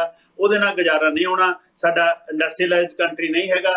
ਕੁੱਲ ਮਿਲਾ ਕੇ ਹਾਲੇ ਵੀ ਖੇਤੀਬਾੜੀ ਵੱਲ ਹੀ ਜਿਹੜਾ ਚੱਲ ਰਿਹਾ ਹੈ। ਜਿਸ ਤਰ੍ਹਾਂ ਮਨਜੀਤ ਸਿੰਘ ਰਾਏ ਉਹਨਾਂ ਨੇ ਗੱਲ ਕੀਤੀ ਸੀ ਕੋਵਿਡ ਪੀਰੀਅਡ ਦੀ, ਉਸ ਮੌਕੇ ਤਾਂ ਸਾਡੀ ਇਕਨੋਮੀ ਨੂੰ ਬਚਾਇਆ ਹੀ ਖੇਤੀਬਾੜੀ ਨੇ। ਪਰ ਉਸ ਤੋਂ ਬਿਨਾਂ ਇੰਪਲਾਇਮੈਂਟ ਦੇ ਪੱਖੋਂ ਵੀ ਅੱਜ ਵੀ ਖੇਤੀਬਾੜੀ ਮੇਜਰ ਸੈਕਟਰ ਹੈ ਜਿੱਥੇ ਸਾਨੂੰ ਇੰਪਲਾਇਮੈਂਟ ਮਿਲ ਰਹੀ ਹੈਗੀ। ਤੇ ਇਹਦੇ ਵਿੱਚ ਜ਼ਮੀਨ ਵਿਹੂਣੇ ਹੋ ਰਹੇ ਕਿਸਾਨਾਂ ਦੀ ਗੱਲ ਕਰਨੀ ਚਾਹੀਦੀ ਹੈ। ਉਸ ਤੋਂ ਵੱਡੀ ਗੱਲ ਹੈਗੀ ਜਿਹੜੇ ਸਦੀਆਂ ਤੋਂ ਖੇਤ ਮਜ਼ਦੂਰ ਦੇ ਪਿੰਡੂ ਛੋਟੇ ਕਾਰੀਗਰ ਹੈ। ਮੈਂ ਕਿਹਾ ਉਹ ਪਿੰਡੂ ਖੇਤੀਬਾੜੀ ਆਰਥਿਕਤਾ ਦੀ ਪੌੜੀ ਵਾਲੇ ਥੱਲੇ 2 ਡੰਡੇ ਨੇ ਜਿਹੜੇ ਘਸਦੇ ਜ਼ਿਆਦਾ, ਟੁੱਟਦੇ ਜ਼ਿਆਦਾ, ਜਿਹਨਾਂ ਠੁੱਡੇ ਵੀ ਜ਼ਿਆਦਾ ਮਰ ਜਾਂਦੇ ਆ। ਉਹ 'ਚ ਕਈ ਵਾਰੀ ਇਹ ਜਿਹੜੀ ਸਾਡੀ ਕਿਸਾਨੀ ਵੀ ਜ਼ਿੰਮੇਵਾਰ ਹੁੰਦੀ ਹੈ। ਜਦੋਂ ਕਿਤੇ ਮਾੜਾ ਮੋਟਾ ਬੀਜ ਰੇਟ ਦਾ ਫਰਕ ਪੈਂਦਾ ਤਾਂ ਕਿਤੇ ਜਿਹੜੇ ਬਹੁਤ ਘੱਟ ਸਮਝ ਵਾਲੇ ਕਿਸਾਨ ਹੈ ਉਹਦੇ ਬਾਈਕਾਟ ਦੀ ਗੱਲ ਵੀ ਕਰਦੇ ਨੇ। ਇਸ ਲਈ ਸਾਨੂੰ ਉਹਨਾਂ ਵੱਲ ਜ਼ਿਆਦਾ ਧਿਆਨ ਦੇਣ ਦੀ ਵੀ ਲੋੜ ਹੈ ਕਿ ਉਹਨਾਂ ਜੁਰਮੇ ਕਰਜ਼ੇ ਦਾ ਜਿਹੜਾ ਬੋਝ ਹੈ ਉਹ ਭਾਵੇਂ ਹਜ਼ਾਰਾਂ 'ਚ ਹੋਵੇ, ਭਾਵੇਂ 1-2 ਲੱਖ 'ਚ ਹੋਵੇ, ਪਰ ਉਹ ਸਹਿਣਯੋਗ ਨਹੀਂ ਹੈ ਤੇ ਉਹਦੀ ਰੀਪੇਇੰਗ ਕਪੈਸਿਟੀ ਨਹੀਂ। ਜਿੰਨਾ ਕਮਾਉਂਦੇ ਆ ਉਹਦੇ ਨਾਲ ਵੱਧ ਖਰਚਦੇ ਨੇ ਤੇ ਉਹਦਾ ਕਰਜ਼ਾ ਲਗਾਤਾਰ ਵੱਧਦਾ ਜਾਂਦਾ। ਜੀ ਡਾਕਟਰ ਸਾਹਿਬ, ਤੁਸੀਂ ਸਾਡੇ ਨਾਲ ਇਸ ਚਰਚਾ 'ਚ ਜੁੜੇ, ਤੁਹਾਡਾ ਬਹੁਤ ਬਹੁਤ ਧੰਨਵਾਦ। ਗੁਰਸਿਮਰਨ ਜੀ, ਤੁਹਾਡਾ ਵੀ ਬਹੁਤ ਧੰਨਵਾਦ। ਵਿਚਾਰ ਜਿਹੜੇ ਆਪੋ ਆਪਣੇ ਸਾਂਝੇ ਕੀਤੇ। ਉਮੀਦ ਕਰਦੇ ਹਾਂ ਕਿ ਸਰਕਾਰੀ ਮਨ ਮਿਹਰ ਪਵੇ, ਵਪਾਰੀ ਮਨ ਮਿਹਰ ਪਵੇ ਤੇ ਕਿਸਾਨ ਮਜ਼ਦੂਰ ਜਿਹੜੇ ਹੈ, ਇਹ ਛੋਟੇ ਕਾਰੀਗਰ ਹੈ, ਇਹ ਬਚ ਸਕਣ, ਇਹ ਜ਼ਿੰਦਗੀ ਦੀ ਜੰਗ ਨਾ ਹਾਰਨ, ਕੋਈ ਹੋਰ ਜ਼ਿੰਦਗੀ ਦੀ ਜੰਗ ਨਾ ਹਾਰੇ। ਇਹਨਾਂ ਸ਼ਬਦਾਂ ਨਾਲ ਮੈਂ ਤੁਹਾਡਾ ਮਸ਼ਕੂਰ ਹਾਂ। ਧੰਨਵਾਦ ਤੁਹਾਡਾ ਸਾਰਿਆਂ ਦਾ ਜੀ, ਤੁਸੀਂ ਚਰਚਾ 'ਚ ਜੁੜੇ। ਸਤਿ ਸ਼੍ਰੀ ਅਕਾਲ ਜੀ। ਦੀ ਸਪੋਕਸਮੈਨ ਡਿਬੇਟ 'ਚ ਅੱਜ ਦੇ ਲਈ ਇੰਨਾ ਹੀ। ਭਲਕੇ ਕਿਸੇ ਹੋਰ ਵਿਸ਼ੇ ਨਾਲ ਰੂਬਰੂ ਹੋਵਾਂਗੇ। ਉਦੋਂ ਤੱਕ ਨਵਜੋਤ ਸਿੰਘ ਢਾਲੀਵਾਲ ਨੂੰ ਦਿਓ ਇਜਾਜ਼ਤ। ਸਤਿ ਸ਼੍ਰੀ ਅਕਾਲ।